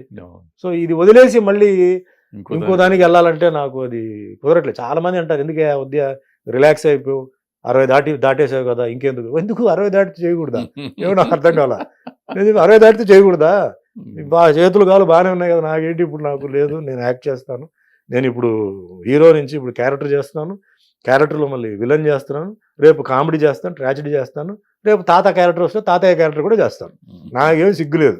తాతయ్య క్యారెక్టర్ స్ట్రాంగ్గా ఉండాలి, తాతయ్య గారు చెప్తున్న మెసేజ్ నెక్స్ట్ జనరేషన్కి కరెక్ట్గా ఉండాలి, బాగుండాలి, నేను చేస్తాను. ఆఖరి శ్వాస వరకు నేను సినిమా ఫీల్డ్లో ఉండాలని అనుకుంటున్నాను. వేషాలు నాకు ఇది నీకు మొదటి రోజుల్లో హీరోగా ఉన్నంతకాలం ఎక్సెప్ట్ భానుచందర్ నువ్వు ఏ హీరోతో మల్టీ స్టార్ చేయలే, ఒకసారి భానుచందర్తోనే చేసినాను నాకు గుర్తున్నంత వరకు. అదే చేశాను, వెంకటేష్తో చేశాను.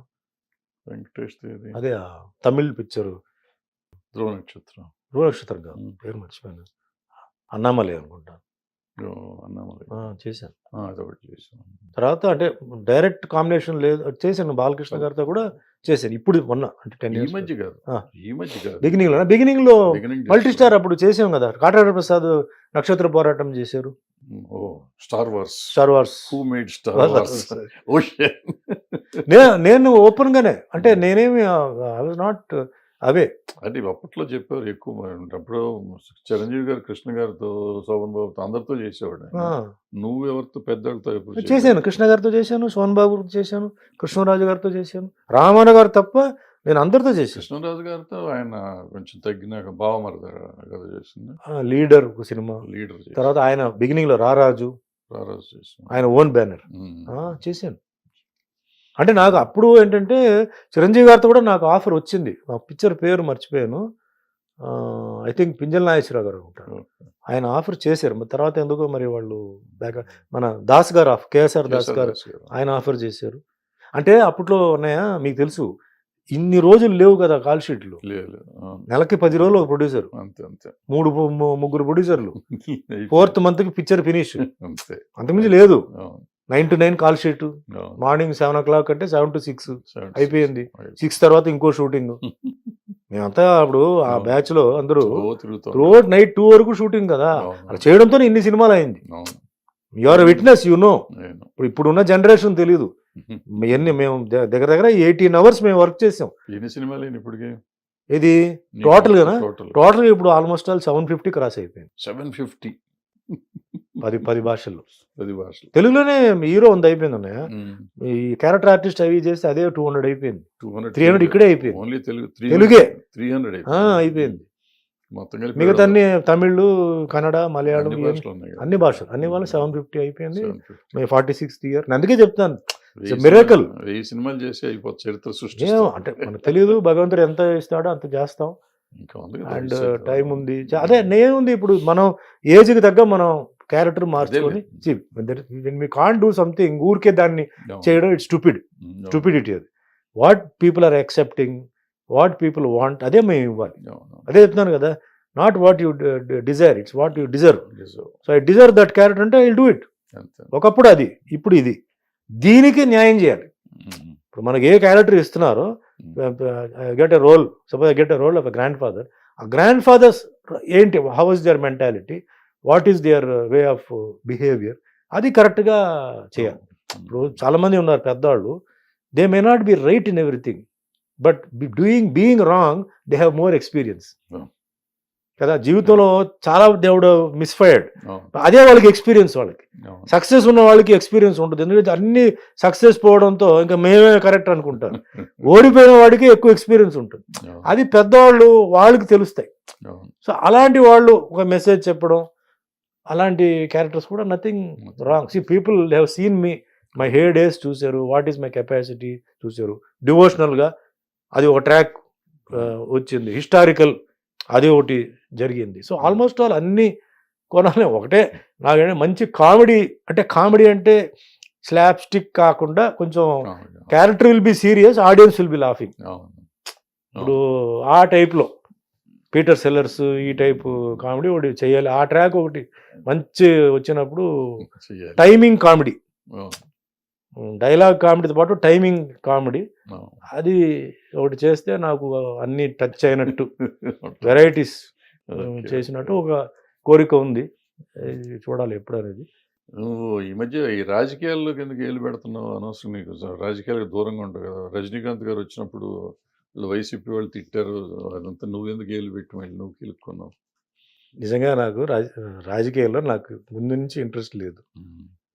కానీ ఫస్ట్ నన్ను పాలిటిక్స్లో తీసుకెళ్ళి నన్ను తెలుగుదేశంలో జాయిన్ చేసింది నారా రామూర్తి నాయుడు. రామూర్తి నాయుడు నాకు బాగా క్లోజ్, తిరుపతిలో దర్శనానికి వీటికి అంతా క్లోజ్. అప్పుడు ఆ క్రైసిస్ వచ్చింది, రామారావు గారిది క్రైసిస్ వచ్చింది. అప్పుడు అన్నయ్య మీరు వచ్చి బాబు గారికి సపోర్ట్ చేయాలి, మీరు టికెట్ కావాలంటే నేను ఇప్పిస్తాను, కానీ మీరు జాయిన్ అవ్వాలి పార్టీలో ఈ టైంలో అంటే, టికెట్ నాకు వదిలే నేను జాయిన్ అవుతాను, ఎందుకంటే బాబు గారిది అప్పుడు మంచి విజన్, ఆయన అంటే పొలిటికల్గా ఆయన వే ఆఫ్ టాకింగ్ కానీ ఆయన ఇది కానీ బాగుంది, నేను వస్తానని చెప్పి అప్పుడు టీడీపీలో నేను జాయిన్ అయ్యి క్యాన్వాసింగ్ చేశాను. క్యాన్వాసింగ్లో ఏంటంటే ఆ క్యాన్వాసింగ్ టైంలో వీళ్ళు బీజేపీతో యునైట్ అయ్యారు అప్పుడు, వాజ్పేయి గారు టైంలో. సో బీజేపీ కూడా చేయాల్సి వచ్చింది. సో అటు బీజేపీ పార్టీలో కూడా నేను I had to take a membership. So అటు బీజేపీ వాళ్ళకి పార్లమెంట్ దొరికింది, వీళ్ళకేమో అసెంబ్లీ సైడ్. అట్లా కోయంబత్తూరు, కర్ణాటక అవన్నీ చేశాను. కొన్ని గెలిచారు, కొన్ని ఓడిపోయారు, కొన్ని దీంట్లో మళ్ళీ వాళ్ళ డిస్ప్యూట్ వచ్చేసి మళ్ళీ వాళ్ళు సపరేట్ అయిపోయారు. దాని తర్వాత చాలామంది ఏంటంటే కాంగ్రెస్లో ఎందుకు జాయిన్ అవ్వకూడదు అన్నారు. సార్ నేను ఏదో అట్లా జాయిన్ అయ్యి మరి బయటికి పోయి ఈ జంపింగ్ ఫ్రాగ్ లాగా కాదండి, నాకు అప్పుడు ఆఫర్ వచ్చింది, నేను వెళ్ళాను, జాయిన్ అయ్యి నేను చేశాను, అంతే అయిపోయిందండి, ఇంకా ఐఎమ్ నాట్ ఇంట్రెస్టెడ్ అని చెప్పి I didn't join in Congress. దాంతో అయిపోయింది. అండ్ పొలిటికల్గా Chandrababu Naidu was my guru, he taught me politics, what is politics, ఎలా మాట్లాడాలి, ఏం చేయాలి, ఆల్ దట్ అయిపోయింది, ఫినిష్.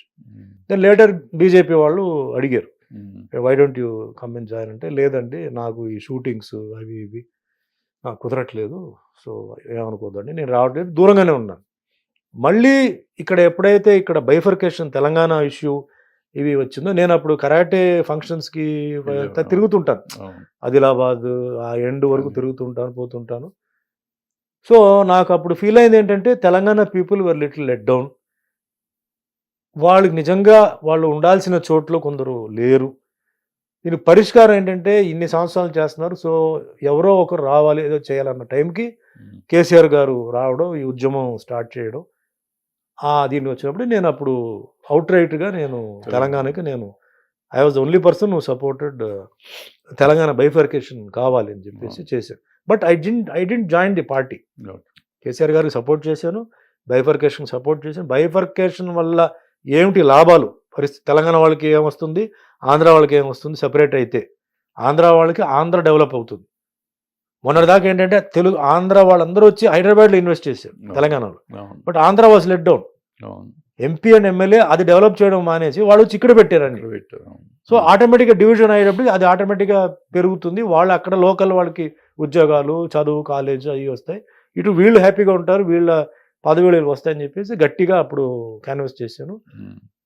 కాంగ్రెస్ ఇస్తారని చెప్పి అనుకోలే, బట్ సోనియా గాంధీ ఆవిడ పాపం ఇచ్చారు.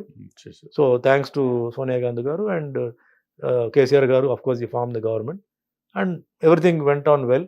దీంట్లో నేను పాలిటిక్స్కి మటుకు నేను వెళ్ళా. తర్వాత బై ఎలక్షన్ కానీ వాటికి my only intention was that Telangana should be formed.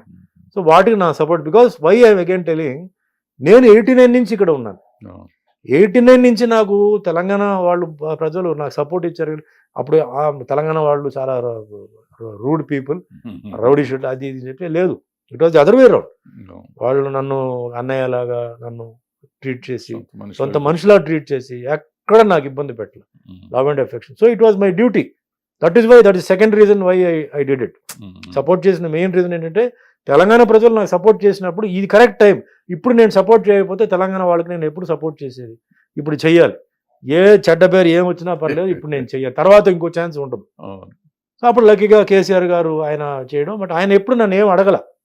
KCR గారు నువ్వు వచ్చి చేయమని చెప్పరా, నేనే చేశాను. లక్కీగా జరిగింది. అటు కాంగ్రెస్ ఆ టైం చూసారు, ఇచ్చారు.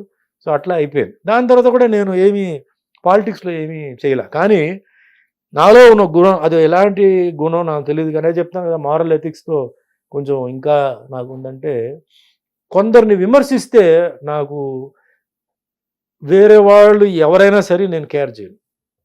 నేను కొంచెం ఇప్పుడు ఉదాహరణకు మీ గురించి, అంటే మీరు ముందు ఉన్నారు కానీ చెప్పాలి, మీ గురించి ఎవరైనా విమర్శిస్తే నేను దానికి ఎలా సమాధానం చెప్పాలో నేను చెప్తాను. అంటే మీ క్యారెక్టర్ వేరే, మీ మెంటాలిటీ వేరే, మీ ఐడియాలజీ వేరే.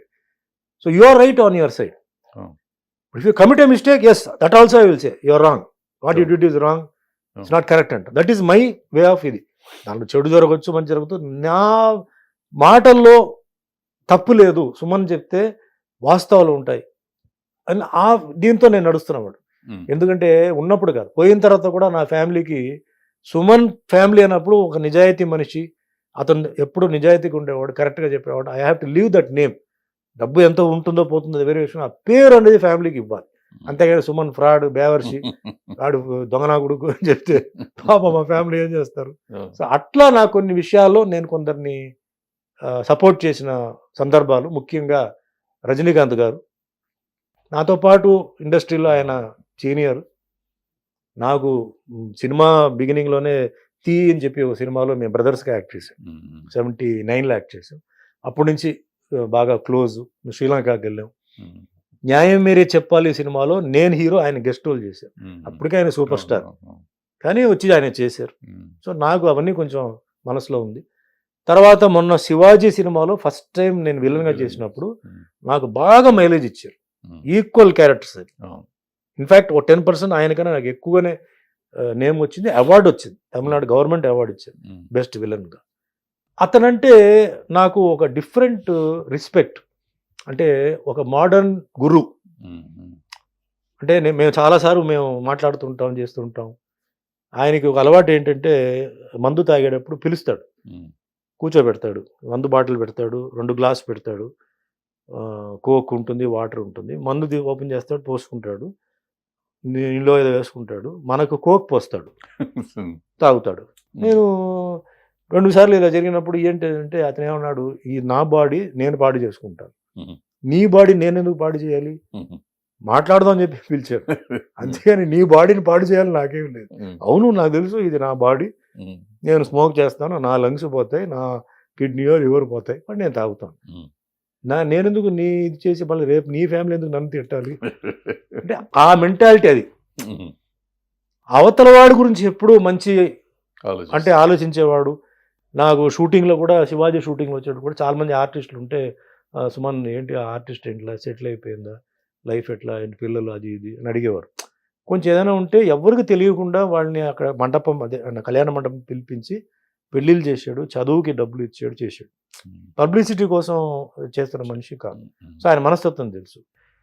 బెంగళూరులో మేము క్లైమాక్స్ చేస్తున్నప్పుడు ఎంఎస్ రామయ్య కాలేజ్ ఉంది, టెర్రస్లో చేస్తున్నప్పుడు నా చేయి పట్టుకుని రా అని చెప్పాడు, నాతో పాటు రా అని చెప్పి. షార్ట్ రెడీ అవుతుందా అన్నాడు. వెళ్ళి పైనుంచి కింద ఒక ప్లేస్ చూపిస్తే ఒక చిన్న షాప్ లాగా ఉంది. నేను ఇక్కడే మూటలు మోసాను. నేను సాయంత్రం బస్సు కండక్టర్ పని అయిన తర్వాత నేను ఇక్కడే మూటలు మోసాను 2 అవర్స్కి. అది దేనికంటే నా డ్రింక్కి, సిగరెట్ కోసం నేను ఇక్కడే చేసేవాడు అన్నాడు. అంటే అంత లెవెల్ ఎదిగిన తర్వాత కూడా గతాన్ని మర్చిపోకుండా ఓపెన్గా, అంటే అందరికి చెప్పడైనా అలాంటి వాళ్ళకి చెప్పాడు. అతనంటే నాకు గౌరవం.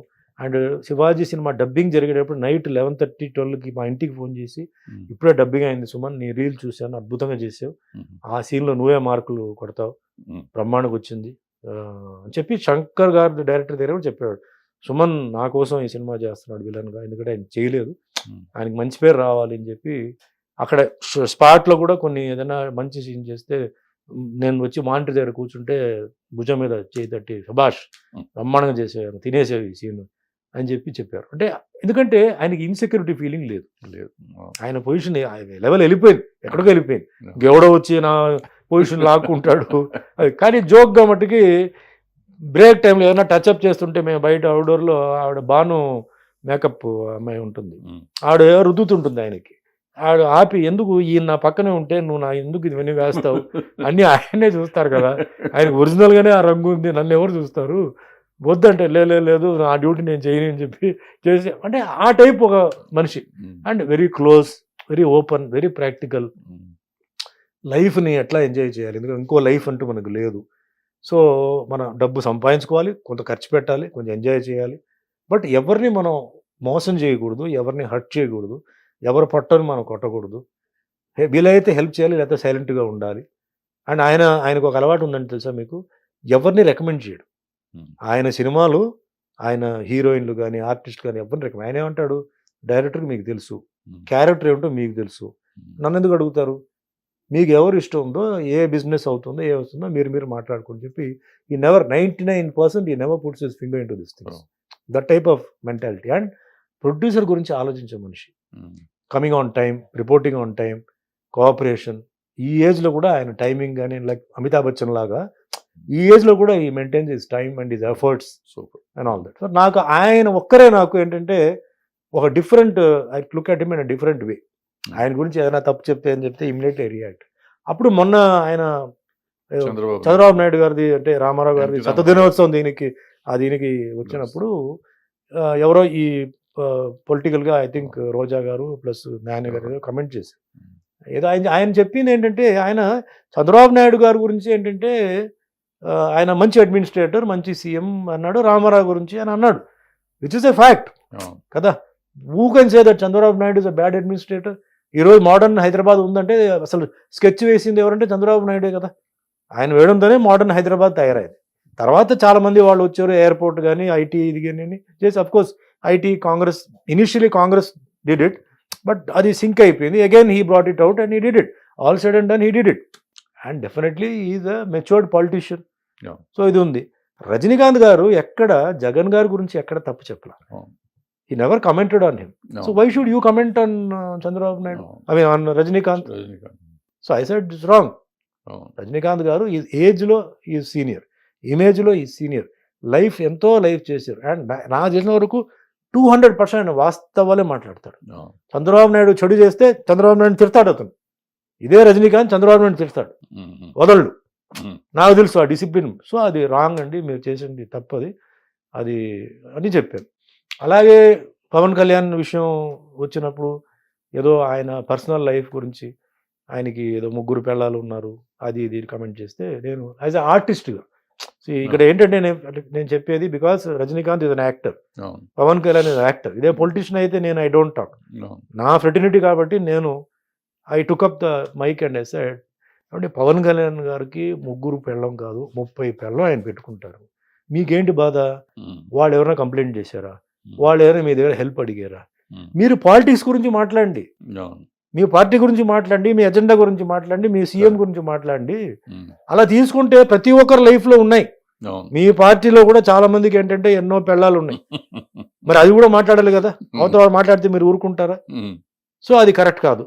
So don't discuss, it's personal matter, 1-to-1 మీరు మాట్లాడండి అన్నారు. బట్ సేమ్ టైం రోజా గారి గురించి అగైన్ కామెంట్ వచ్చింది, పర్సనల్ లైఫ్గా ఆవిడ అలా తిరిగింది, ఇలా తిరిగి ఇలా తిరిగింది చెప్తే ఆ టీవీలో చూశాను, I saw it on TV, and నేను దానికి కూడా నేను కామెంట్ చేశాను.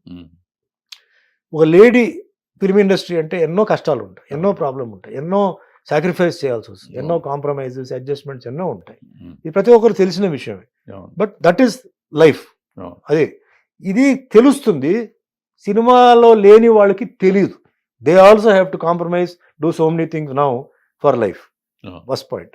అగైన్ ఎందుకు మీరు పర్సనల్ మ్యాటర్కి వెళ్తున్నారు? అంటే మీ దాంట్లో అలాంటి లేడీస్ ఎవరు లేరా మీ పార్టీలో?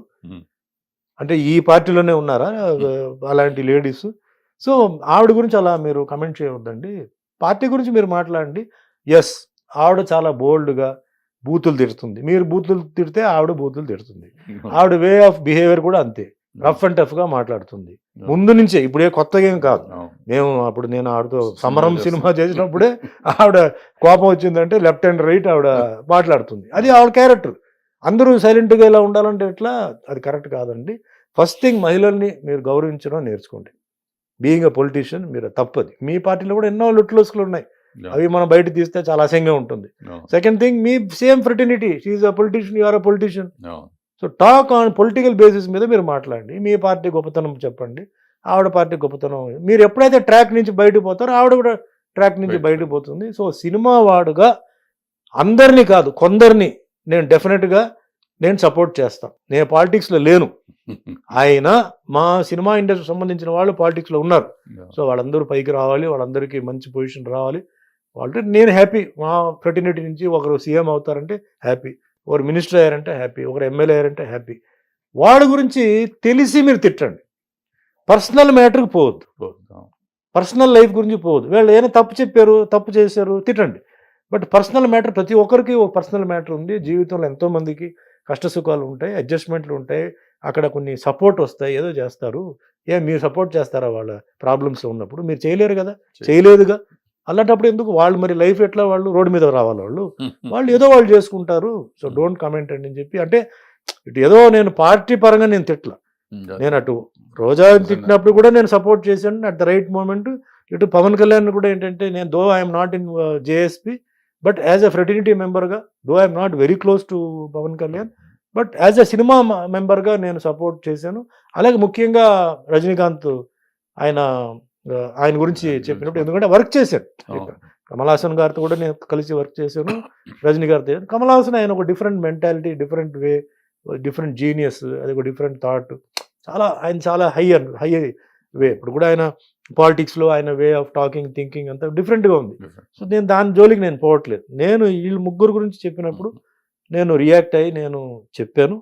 ఫ్యూచర్లో కూడా ఎవరైనా ఇలాంటి కేటగిరీ మీద ఎవరైనా మాట్లాడితే వాస్తవం నేను ఫీల్ అయింది ఒకటే, అప్పుడు రజనీకాంత్ గారి గురించి అంత మాట్లాడినప్పుడు ఎవరు లేచి మాట్లాడాల, సపోర్ట్ చేయాల. ఆ టైంలో నేను 1 డే వెయిట్ చేశాను. 1 డే వరకు ఎవరైనా మాట్లాడతారా, ఎవరైనా సపోర్ట్ చేస్తారా ఆయనకి చెప్పి. ఎప్పుడైతే ఎవరు చేయలేదు, నెక్స్ట్ డే నేనే వాయిస్ ఇచ్చి, అంటే ఒక ఫంక్షన్కి వెళ్తే టీవీ వాళ్ళు వచ్చారు, సార్ మీ కమెంట్ ఏంటి ఇట్లా రజనీకాంత్ గారి గురించి అన్నప్పుడు నేను అప్పుడు ఓపెన్గా నేను ఈ విషయం నేను చెప్పాను, తప్పండి ఆయన విషయం చెప్పడం తప్పని చెప్పి ఇదంతా నేను క్లారిఫికేషన్ ఇచ్చాను అనమాట. సో నా పొలిటికల్ ఇదేంటంటే, నేను though I'm not in politics, but పాలిటిక్స్లో నేను నేర్చుకున్న కొన్ని సర్వీసెస్, బిహేవియర్, క్యారెక్టరిజం, అడ్జస్ట్మెంట్ అంతా రియల్ లైఫ్లో, దో I'm not a politician, I'm a politician without the politician flag. అంటే నేను నేర్చుకుంది ఏంటంటే, community, caste, religion it place very important part. అంటే మనం నేను సెక్యులరిస్ట్ నేను, ఎందుకంటే సినిమా ఇండస్ట్రీలో హిందూ, ముస్లిం, క్రిస్టియన్, సిక్, అక్కడ పార్సీ, బుద్ధిస్ట్, జైన్స్ అందరూ వర్క్ చేశారు నార్త్లో. సో నాకు అందరు కావాలి. అంటే ఒక లైట్ మ్యాన్ ఉన్నాడు, ఆయన మంచి లైట్ వేసాడు, నా ఫేస్ అందంగా తెలిసింది. అతను ఏ కమ్యూనిటీ, ఏ క్యాస్ట్ నేను అడగలేదు కదా, అతను కూడా నేను ఏ కమ్యూనిటీ, ఏ క్యాస్ట్ అడగల. సో నాకు అందరూ కావాలి. సో నాకేంటంటే సెక్యులరిస్టిక్ ఫీలింగ్ మీద, నేను నిన్న కూడా ఒక ఫంక్షన్లో మెయిన్గా ఇక్కడ ప్రాబ్లం వచ్చేది మన Hindu and Muslim conflict. So మంచి వాళ్ళు ఉన్నారు, చెడ్డవాళ్ళు ఉన్నారు. నేను మొన్న దుబాయ్కి ఒక 2 వీక్స్ బ్యాక్ వెళ్ళాను. దుబాయ్ ఎయిర్పోర్ట్లో దిగి నేను వెయిట్ చేస్తున్నాను, మా ఫ్రెండ్ ఆయన టీఎంసీ బ్యాంకు చైర్మన్ చంద్రశేఖర్ ఏదో షాపింగ్కి వెళ్ళారు. ఓ 10 మంది అబ్బాయిలు, అమ్మాయిలు వచ్చారు, ఫోటోలు తీసుకున్నారు. So we want take photo with you, okay అని చెప్పాను. హమ్ ఆప్కా పిక్చర్ దేఖా హై, బహుత్ అచ్చా హై సార్, గబ్బర్ ఇస్ బ్యాక్ దేఖా, ఓకే ఓకే. సో చెప్పి నేను ఫైనల్ షేక్ హ్యాండ్ ఇచ్చి, आप कहाँ सर, हम पाकिस्तान से आ रहे हैं सर, पाकिस्तानी हैं. నేను చెప్పాను, पाकिस्तान आप पिक्चर हमारा पिक्चर, हाँ सर अभी बहुत अच्छा है, साउथ का ऐसा बहुत बढ़िया है सर, आपका एक्टिंग बहुत मस्त है, वो పోలీస్ ఆఫీసర్ అది అన్నాడు. నేను అప్పుడు మనసులో అనుకున్నాను, పాకిస్తాన్ వాళ్ళు మనం అనుకోవడం శత్రువులను అనుకుంటున్నాం, వీళ్ళేమో సినిమాలు చూసి అప్డేట్ చెప్తున్నారు, మనం ఏదో ఫూల్స్ లాగా మనం ఉన్నాము. ఒక కేటగిరీ ఉంది, అది వాళ్ళ గొడవలు వాళ్ళు చేసుకుంటారు ఉంటారు. మనం ఫ్యూచర్ జనరేషన్ ఎందుకు మనం అదే డ్రైవ్లో తీసుకెళ్ళాలి, మనం సెటిల్ చేసి స్మూత్గా సెటిల్ చేసుకొని ఫ్యూచర్ జనరేషన్ అందరూ కలిసి ఉండాలి. లైక్ స్పోర్ట్స్, ఇప్పుడు ఇంకోటి కూడా అడిగాను, క్రికెట్ మ్యాచ్ అన్నప్పుడు మీరు పాకిస్తాన్ వాళ్ళని తీసుకొస్తున్నారు, క్రికెట్ ఇక్కడ మ్యాచ్ జరుగుతుంది, గెలుస్తారో ఓడిపోతారో అది వేరే విషయం. మళ్ళీ ఇక్కడ మేము అంతా జూబిలెంట్గా ఉంటాం, ఓడిపోతే మనం డల్ అయిపోతాం, వాళ్ళు జూబిలెంట్గా ఉంటారు, పోతారు. మళ్ళీ వాళ్ళు వెళ్ళిపోయిన తర్వాత మళ్ళీ పాకిస్తాన్ ముర్దాబాద్, పాకిస్తాన్ ముర్దాబాద్ ఎందుకు అంటున్నారు? చాలా తప్పు అది. బార్డర్లో ఏమో మన సోల్జర్స్ అని అక్కడ కాపలా కాస్తున్నారు, వాళ్ళ పరిస్థితి ఏంటి, వాళ్ళకి మరి అవమానం జరగట్లేదా? ఒకటి ఫ్రీగా వదిలేయండి, లేదా అసలు వద్దు. మీరు అటు ఇటుగా ఆడుకోవడం చేయడం. ఇప్పుడు తమిళనాడులో కావేరీ ఇష్యూ ఉంది, మీకు తెలుసు కదా, ఎలక్షన్ టైంలో ఓపెన్ చేస్తారు, అది ఒక లాకర్లో ఉంటుంది. ఎలక్షన్ తీసి కావేరీ నాది, కావేరీ మీకు ఇంత లేవు అంటారు, గొడవ. ఇది తమిళనాడుకి కర్ణాటక వాళ్ళకి, ఆ కర్ణాటక వాళ్ళు మళ్ళీ మన తెలుగు వాళ్ళు కూడా ఉంటారు, ఇది బెంగళూరు సెటిల్ అయిన వాళ్ళు, వీళ్ళు కొట్టుకోవడం. ఎలక్షన్ అయిపోయిన తర్వాత వాళ్ళు వెళ్ళిపోతారు, ఇది మళ్ళీ తీసుకెళ్ళి ఆ లాకర్లు పెడతారు. సో అట్లా తప్పండి, మేము చేయవద్దు. మనందరూ చాలామంది అప్పుడు అనేవారంటే రేపేం జరుగుతుంది, నేనేమంటాను, 1 గంట తర్వాత ఏం జరుగుతుందో తెలియదు. ఉన్నంత వరకు కొంచెం హ్యాపీగా సంతోషంగా ఉంటారు. చెడ్డ వాళ్ళని చెడ్డ రాగానే మేము ట్రీట్ చేస్తాం. దేశాన్ని డిస్టర్బ్ చేసే వాళ్ళని కాల్చిపడేయాలి, no doubt about it. But దేశానికి హెల్ప్ చేస్తున్నవాడు, వాడు చైనా వాడు అయితే ఏంటి, పాకిస్తాన్ అయితే ఏంటి, మనకు కలిసి ఉంటున్నాం అంటే మనకు కలిసి ఉండాలి. ఎందుకంటే మనవాళ్ళు ఇప్పుడు ఏంటంటే, ఒకప్పుడు ఒకే ఊర్లో ఉన్న వాళ్ళు ఇప్పుడు ఐటీ వల్ల దేశం మొత్తం తిరుగుతున్నారు. ఇక్కడ వాళ్ళకి జాబ్ లేకపోతే వెళ్ళిపోయి డబ్బులు విపరీతంగా సంపాదించుకుంటున్నారు, విదేశాలకు వెళ్తున్నారు. అసలు దుబాయ్కి వెళ్తే మన వాళ్ళు అందరూ పాకిస్తానీ వాళ్ళతోనే తిరుగుతున్నారు, చైనీస్ ఉంటున్నారు, కలిసి ఉంటున్నారు. అక్కడ అందరూ బాగుపడుతున్నారు. Everybody is earning money, everybody is becoming rich and their settling down. మనమే ఇక్కడ అనవసరంగా మనం ఫైట్ చేస్తున్నాం, వేస్ట్. ఎవరితో ఫైట్ చేయాలో వాళ్ళతో ఫైట్ చేయాలి. ఎవరు చెడు చేస్తున్నారో వాళ్ళని శిక్షించండి. ఎవరు పాపం హెల్ప్ చేయాలనుకుంటారో మన హెల్ప్ తీసుకోవాలో. ఇప్పుడు మన cinema field, games, business, why you should start business, let everybody be happy. Rules regulations పెట్టండి. ఫారిన్ కంట్రీ ఎట్లా రూల్స్ రెగ్యులేషన్స్ పెడతారో అలాగే మీరు పెట్టండి. తప్పు చేసిన వాడికి కఠినంగా శిక్ష వేయండి. ఈ ఫీలింగ్ పోవాలి. అండ్ ఎస్పెషలీ హైదరాబాద్ అంటే మిగిలిన స్టేట్లో ముస్లిమ్స్ ఉన్నారు, కొన్ని దీంట్లో క్రిస్టియన్స్ ఎక్కువ ఉన్నారు. ఇక్కడ ఏంటంటే ఈజ్ వెరీ సెన్సిటివ్ ప్లేస్ అది. కేసీఆర్ గారు వచ్చిన తర్వాత చాలా వరకు ఆ హిందూ ముస్లిం దీన్ని కంట్రోల్ చేసి, అంటే వినాయక నిమజ్జనం టైంలో వాటిలో కంట్రోల్ చేసి, ఇప్పుడు హోమ్ మినిస్టర్ మహమ్మద్ అలీ ఆయన తీసుకొచ్చి కంట్రోల్ చేశారు. సో ఈ లోపల అండర్స్టాండింగ్ కూడా చాలా వరకు మారేది. కొంత 10% ఇంకా ఉన్నారు కొంచెం యాంటీగా అది ఇది మాట్లాడుతున్నారు. నేను ఒకటే చెప్తున్నాను, హిందూకి ఏంటంటే ముస్లిమ్స్ కావాలి ఎట్లా అంటే బిజినెస్ కానీ, కాలేజ్ కానీ, హాస్పిటల్ కానీ, ఏదైనా కానీ వాళ్ళకి మన హిందూ వాళ్ళు వద్దా, వ్యాపారం వద్దా, మీకు వ్యాపారం ఒట్టి ముస్లిమ్స్ ఉంటే మీకు సరిపోతాయా, లేదు మీకు హాస్పిటల్ ట్రీట్మెంట్ ఓన్లీ మీ ముస్లిమ్సే ఉన్నారు డాక్టర్స్ అంటే, సపోజ్ హిందూ డాక్టర్ ఉన్నాడు ఎక్స్పర్ట్, అతను సమ్ సర్జరీ ఉంది, మీరు చెయ్యరా వచ్చి, దానికి మటుకు వచ్చి మీరు చేస్తారు, మళ్ళీ లేచిన తర్వాత మళ్ళీ ఏమో మీరు అంటారా? ఆ మెంటాలిటీ చేంజ్ చేయండి, మనందరూ కలిసి ఉండాలి. కొన్ని కల్చర్ మీది మాకు సూటబుల్ మేము తీసుకుంటాం, మా కల్చర్ కొన్ని అడ్జస్ట్ చేయండి. రిలీజన్ అంటారా, అది ఫెయిత్. నేను నిన్న కూడా చెప్పాను, నాకు ఒక రిలీజన్ చూపించండి, ఆ రిలీజన్ ఫాలో చేస్తే 500 years నేను బ్రతుకుతాను, 500 years నేను ఇలాగే ఉంటాను, ఏ ఆరోగ్యం లేకుండా ఎటువంటి ఇబ్బంది లేకుండా నాకు చెప్పండి అన్నాను. లేదుగా, మరి ఎందుకు మనం గొడవ చేయాలి? రోడ్డు మీద బిచ్చగాడు అన్ని రిలీజన్లో అందరూ ఉన్నారు, దొంగలు అన్ని రిలీజన్ అన్ని కమ్యూనిటీలో ఉన్నారు. అంటే పరిస్థితి వల్ల వాళ్ళు దొంగలు అవుతున్నారు, మర్డర్ అవుతున్నారు, చేస్తున్నారు. So why unnecessary fight for religion? Protect religion, protect community, protect the caste. అది దాని జోలికి ఎవరు వెళ్ళకూడదు. అది ఇంట్లో పెట్టుకోండి, ఇంట్లో నుంచి బయటకు వచ్చిన తర్వాత మనం అంతా ఒకటి, టోటల్గా మనం అందరూ ఒకటిగా ఉంటారు. కొన్ని కల్చర్ ఉంది. ఇప్పుడు ముస్లిం లేడీస్ డ్రెస్ వేసుకున్న బుర్కా డ్రెస్ నాకు చాలా ఇష్టం, ఎందుకంటే టోటల్లీ దే ఆర్ కవర్డ్. వాళ్ళ లోపల సన్నగా ఉన్నా లావుగా ఉన్నా కవర్డ్, ఫేస్ కూడా కవర్డ్, కావాలంటే ఓపెన్ చేయవచ్చు లేకపోతే క్లోజ్ చేయవచ్చు. I like the way they are dressing, nobody can comment. So అట్లా కొన్ని నాకు అడాప్టేషన్స్ ఫ్రమ్ దేర్ సైడ్ నాకు కొన్ని ఉన్నాయి. అండ్ ఐ బిలీవ్ నేను మసీదీకి వెళ్తాను, చర్చ్కి వెళ్తాను, గురుద్వారాకి వెళ్తాను, అన్నీ వెళ్తాను. ఎందుకు వెళ్తున్నాను? అక్కడ సమ్ పాజిటివ్ పవర్స్ ఉంటాయి. సో ఆ పాజిటివ్ పవర్స్ అండ్ ఇండియాలో నేను ఫీల్ అవడం, ఇండియా ఇన్ని ఇబ్బందులు ఉన్నప్పుడు కూడా ఇంత పవర్ఫుల్గా ఉందంటే maybe because of so many religions together, so many prayers going on. World compare చేసి ఈరోజు ఉక్రెయిన్ రష్యా గొడవ, ఇజ్రాయెల్ హమాస్ వాళ్ళది గొడవ, ప్యాలెస్టైన్ది, ఆఫ్ఘనిస్తాన్ తాలిబాన్ గొడవ, మొన్నటిదాకా శ్రీలంక గొడవ, ఇలా ప్రపంచంతా గొడవలు కూడా ఉన్నాయి. ఇండియా సేఫ్గా ఉంది, మనదంతా చాలా చిల్లరి గొడవలు. ఇది మనం అర్థం చేసుకొని మనం క్లియర్ చేసుకోవాలి. అండ్ పాలిటిక్స్లోనే మెయిన్ వస్తుంది ప్రాబ్లం. ఎలక్షన్ ఉన్నప్పుడు ఒక రకమైన స్పీచ్, ఒక రకమైన ఇది మాట్లాడడం, అది అయిపోయిన తర్వాత ఏమి ఉండదు. మనం అందరూ కలిసి ఉన్న వాళ్ళు దూరం అవుతున్నాం, హర్ట్ అవుతున్నాం. సో నేను రిక్వెస్ట్ చేసేది ఏంటంటే, దో I'm not in politics now, మాట్లాడినప్పుడు జాగ్రత్తగా మాట్లాడండి. చాలామంది భవిష్యత్తు దీంట్లో ఇన్వాల్వ్ అయి ఉన్నాయి. నెక్స్ట్ జనరేషన్ యూత్ చాలా వరకు మారిపోయారు, ఇదివరకులా కాదు, యూత్ మారిపోయారు. They are all joining together, they are all moving together, business అంతా చేస్తున్నారు. చాలామంది విదేశాల్లో అయితే very close, go to US and all that, everybody is together. Palestinians అందరూ ఉంటున్నారు, మెక్సికన్స్ అందరూ ఉంటున్నారు. అట్లా మనం కూడా మారాలి, బాగుండాలి. అంటే ముఖ్యంగా సుఖంగా ఉండాలి. ఈ ఇదే జెండా పెట్టుకొని అజెండా పెట్టుకొని చేసుకొని పాపం ఆ నెక్స్ట్ జనరేషన్ దీంట్లోనే వాళ్ళని డ్రైన్ చేసి వాళ్ళని కూడా అలాగే డ్రైవ్ చేయడం తప్పది. Let us give them life, వాళ్ళు జీవితంలో పైకి రావాలి, చెయ్యాలి. అండ్ వీళ్ళు ఆల్ హైదరాబాద్కి వచ్చిన తర్వాత, దో చెన్నైలో నేను పుట్టాను, మా నేబర్ ముస్లిం పక్క ఇల్లు, వాళ్ళ ఇంట్లో అన్ని అమ్మాయిలే ఉండేవారు, నేను ఒక్కడనే అబ్బాయి. సో నాకు వాళ్ళు ఫంక్షన్స్కి పిలిచి నాకు డ్రెస్ కుట్టించి, వాళ్ళు జినాట్ టైలర్స్ అని చాలా ఫేమస్ అప్పుడు, వాళ్ళు నాకు కుట్టి నాకు చేసేవారు అంటే డ్రెస్సులు. వాళ్ళు ఫ్రైడే జుమ్మా రోజు వాళ్ళ ఇంట్లో కవాలి అన్ని పెట్టేవారు. సో ఆ కవాలో పోయి నేను కూర్చున్నాను, అంటే టోపీ గీపీ అని పెట్టుకుని కూర్చోవాలండి. సో అట్లా నేను పెరిగాను. అలాగే నేను స్టడీడ్ ఇన్ క్రిస్టియన్ కాన్వెంట్, అంటే చర్చ్ పార్క్ కాన్వెంట్ చెన్నైలో. సో ఆ క్రిస్టియన్ ఇన్ఫ్లుయెన్స్ ఉంది, ఆ ముస్లిం ఇన్ఫ్లుయెన్స్ ఉంది. అడాప్టేషన్తో నేను వచ్చున్నాను. ఇండస్ట్రీకి వచ్చిన తర్వాత అసలు ఆ ఫీలింగే లేదు, బికాజ్ ఈ క్రిస్టియన్స్ ఉన్నారు, ముస్లిమ్స్ ఉన్నారు, ఇక్కడ సర్దార్జీస్ వరకు ఉన్నారు.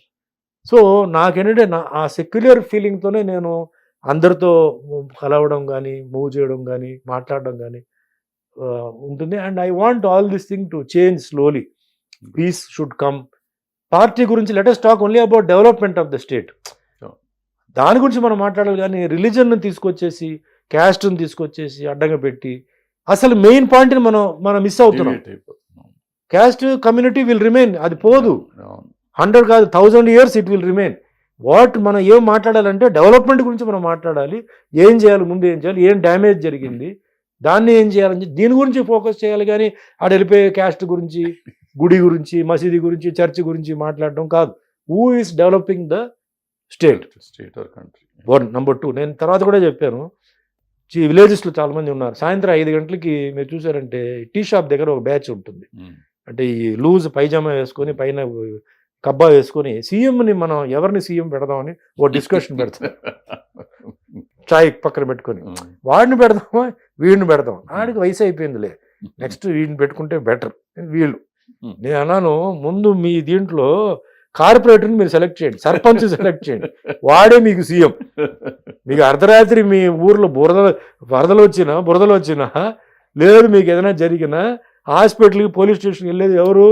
సర్పంచే, లేదు కార్పొరేటర్, సీఎం కాదు. మీరు ముందు ఒక మంచి తెలివితేటలు ఉన్న వాడిని మీరు సెలెక్ట్ చేయండి.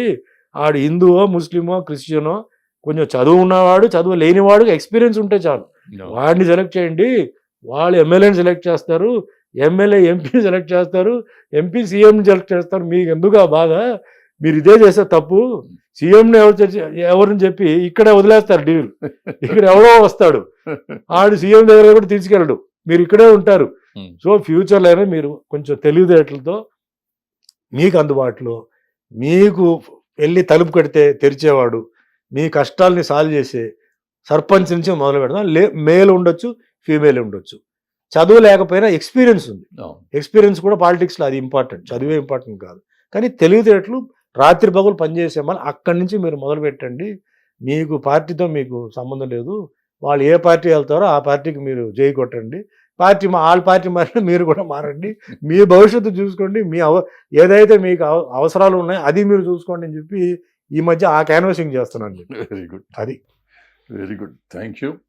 చాలా అంటే ఒక 40 సంవత్సరాలు అయిపోయింది కదా, 40 ఏళ్ల కింద ఒక అమాయకమైన పిల్లగాయి సిగ్గుగా మాట్లాడటానికే సిగ్గుపడే కుర్రాడు ఇవాళ 40 ఏళ్ల తర్వాత ఇంత మన సమాజాన్ని గురించి మాట్లాడతానంటే ఐఎమ్ వెరీ హ్యాపీ.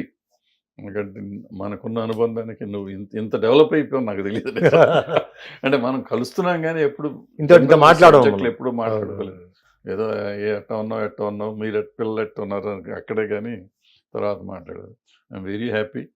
సొసైటీని గురించి ఇంత ఆలోచిస్తున్నందుకు, అవగాహన వచ్చినందుకు, ఇంత ఎదిగినందుకు I'm very proud of you. చాలా హ్యాపీ అన్నయ్య. ఎందుకంటే ఇంత ఓపెన్గా కూడా నేను అందరితో మాట్లాడలేదు. ఎందుకంటే మీరు తెలుగు ఇండస్ట్రీ నుంచి మీరే చూస్తున్నారు, అంటే తమిళ ఇండస్ట్రీ అయితే వేరే. సో తెలుగు ఇండస్ట్రీ అప్పుడు సుమన్ ఏంటి, మధ్య సుమన్ ఏంటి, ఇప్పుడు సుమన్ ఏంటి మీరు తెలుసుకున్నారు. సో లైఫ్లో maturity comes along with time వస్తున్నప్పుడు కింద పడిన తర్వాతనే మనకి తెలుస్తుంది. సో అట్లా నేను కింద పడి లేచి చాలా అనుభవాలు మోసపోయి కొంచెం నేర్చుకొని తర్వాత అంటే ఎందుకంటే సినిమా ఇండస్ట్రీ నేను చెడు అని చెప్పట్లా, ఈరోజు మొత్తం ప్రపంచంలోనే చెడు ఉన్నాయి. సో టైం బాగుందంటే అది మనం ఎస్కేప్ అవుతాం, టైం బాగాలేదంటే దాంట్లో దొరికిపోతాం, దెబ్బలు తగులుతాయి. సో కరెక్ట్ చేసుకుంటాం. అట్లా నేను లైఫ్ని అంటే ముఖ్యం చేయడం. అండ్ సినీ అంటే ఈ ముఖ్యంగా తెలుగు ఇండస్ట్రీలో ఎక్కడికి వెళ్ళినా, అంటే మీరు ఏదో కూర్చున్నారని కాదు, మీ గురించి, రేలింగ నరసింహారావు గురించి, బిఎల్వి ప్రసాద్ గురించి, అలాగే మన ప్రతాప్ ఆర్ట్స్ రాఘవ, కోడి రామకృష్ణ గురించి 99% నేను చెప్పకుండా నా స్పీచ్ నేను మొదలుపెట్టాను. మా భాను కూడా, అంటే భాను ఉండబట్టే భాను తీసుకొచ్చి మిమ్మల్ని, అంటే లైఫ్లో అలా జరగాలని ఉంది. నా సిమ్ కార్డులో భాను అన్నవాడు రావాలి, భాను అన్నవాడు తీసుకురావాలి, పరిచయం చేయాలి. ఇప్పుడు నేను కూడా ఏమాలుస్తానంటన్నా, ఈ క్యారెక్టర్స్ చేయడానికి నేను పుట్టాను. ఇది వెంకటేశ్వర స్వామి క్యారెక్టర్, రాముడు క్యారెక్టర్, భగవంతుడు నన్ను పుట్టించి అటు తమిళ నుంచి ఇటు తీసుకొచ్చి ఇక్కడ పెట్టి, ఇక్కడ ఎంతోమంది ఉన్నారు వెంకటేశ్వర స్వామి క్యారెక్టర్ వేయడానికి, ఎంతోమంది ఉన్నారు, అలా రాములు వారు కూడా ఎంతోమంది ఉన్నారు. కానీ నన్ను సెలెక్ట్ చేసి ఆ సినిమాలో నన్ను పెట్టి క్యారెక్టర్ని సక్సెస్ చేసి అవి చేయడానికి నాకు అవకాశం ఇచ్చారు. సో పునాది ఎవరంటే అది మీ దగ్గరే పునాది. మీరు స్టార్ట్ చేసే తర్వాత రాఘవ గారి సినిమా వచ్చింది వేరే విషయం, బట్ ఇనీషియల్ మీ సంస్థ నుంచి మొదలై నేను తెలుగు బాగానే మాట్లాడుతున్నాను అనుకుంటున్నాను. అప్పటికిప్పుడు కంపేర్ చేస్తే అప్పుడు జీరో. సో ఇప్పుడు కొంచెం పర్వాలేదు అనుకుంటున్నాను. అవన్నీ అనుభవంతో నాకు వచ్చింది. అది కూడా ఏంటంటే అది ఒక అదృష్టం, అది ఒక భగవంతుడు ఆశీర్వాదాలతో నేను వచ్చాను. సో మీ దగ్గర నేర్చుకున్న అప్పుడు ఏంటంటే ఒక డిసిప్లిన్, హార్డ్ వర్క్, టైమింగ్, మర్యాద, అంటే షూటింగ్ దగ్గర కాన్సన్ట్రేషన్, ప్లస్ ఫైట్స్ అన్నప్పుడు న్యాచురల్ ఫ్లైట్స్. మీరు ఎప్పుడు నేను బాను ఫైట్ చేసేటప్పుడు యూఆర్ నెవర్ సాటిస్ఫైడ్. ఇంకా బాగా చేయాలి, ఇంకా బాగా చేయాలి, కాళ్ళు ఎత్తు, ఇది ఎత్తు, అది చేయాలి, ఇది చేయాలని చెప్పి బెండ్ తీశారు మాది. కానీ దానివల్ల నాకు పేరు వచ్చింది. అలాగే సాంగ్స్ వచ్చినప్పుడు స్టెప్స్, అంటే తెలుగు సినిమాలు అప్పుడు ఏంటంటే నాకు తెలియదు, తమిళలో ఉన్నాను. స్టెప్స్ అనేది చాలా ఇంపార్టెంట్, ఫుట్ వర్క్ చాలా ఇంపార్టెంట్, డాన్స్ అనేది హీరోకి చాలా ఇంపార్టెంట్ చెప్పి నాకు డ్రైవ్ చేసింది మీరే. సో ఆ డ్రైవ్తోనే నేను ఏంటంటే ఇంకా నేను డాన్స్ క్లాసెస్ అంటే వెళ్ళి టైం ఉన్నప్పుడంతా మా చిన్ని ప్రకాష్ ఆయన దగ్గర డాన్స్ తీసుకొని సాంగ్ రేపు అంటే ఈరోజు రిహర్సల్స్ చేసుకొని, ఇప్పుడు సితారా సినిమాలో నేను క్లాసికల్ చేశాను, నాకు తెలీదు. బట్ 1 వీక్ బిఫోర్ నేను రిహర్సల్స్ చేసుకొని ఆ సినిమాకి అంటే ప్రాక్టీస్ చేసి నేను చేశాను. అట్లా ప్రతిదీ మనం ఒక రిహర్సల్, ఒక ఎఫర్ట్, అవి మీ దగ్గరే నేర్చుకున్నాను. నేను ఎప్పుడు చెప్తాను అంటే ఏదో కొన్ని లగ్జరీ గురించి ఆట చెప్పినప్పుడు, నేను ఫస్ట్ పిక్చర్ తమిళ్లో కూడా అంతే, ఆయన రామన్న గారు కూడా నాకు నేర్పించారు. తెలుగు వచ్చినప్పుడు మీరు రాఘవ గారు అంటే డిసిప్లిన్, హార్డ్ వర్క్, టైమింగ్, మీరు అరిచేవారు, ఆయన కూడా అరిచేవారు అన్నిటికీ. ఆయన కొట్టలేదు, మీరు కొట్టేవారు అప్పుడప్పుడు వచ్చి, అంతే డిఫరెన్స్ అది. కానీ మాకు సంతోషం, ఎందుకంటే మమ్మల్ని నన్ను ముఖ్యంగా ఒక తమ్ముడిలాగా మీరు భావించి, నేనే అంటే చెప్పినా చెప్పకపోయినా మీరు ఏంటంటే మనసులో నేను బాగుండాలని మీరు అనుకున్నారు. చాలా ప్లేసెస్లో కూడా నాకు చెప్పారు, భరద్వాజ్ గారు ఇట్లా చెప్పారండి మీ గురించి చెప్పారని చెప్పారు. అదే చెప్పాను, నాకు అన్నయ్య అంటే ఆయన ఒకరే అండి, మిగతా వాళ్ళు నాకు కాదు, ఎందుకంటే ఒక లైఫ్ నాకు ఇచ్చారు. సో దాన్ని నేను ఏంటంటే నేను కాపాడాలి, ఆ పేరు మంచి పేరు రావాలి. ఎవరెవరైతే నాకు అవకాశాలు ఇచ్చారో వాళ్ళందరికీ, ఇప్పుడు గురువు ఉన్నాడు, master, college master, school master, పిల్లలు చదువుతారు, చదివిన తర్వాత వాళ్ళు పెద్ద అయిన తర్వాత వెళ్ళిపోతారు, వీళ్ళు రిటైర్ అయిపోతారు, వాళ్ళు ఒక ఉన్నత స్థాయికి ఎదుగుతారు ఈ స్టూడెంట్స్. అక్కడ వెళ్ళిన తర్వాత మనస్ఫూర్తిగా వాళ్ళ గురించి హ్యాపీ ఫీల్ అయ్యేది తల్లిదండ్రి, గురువే.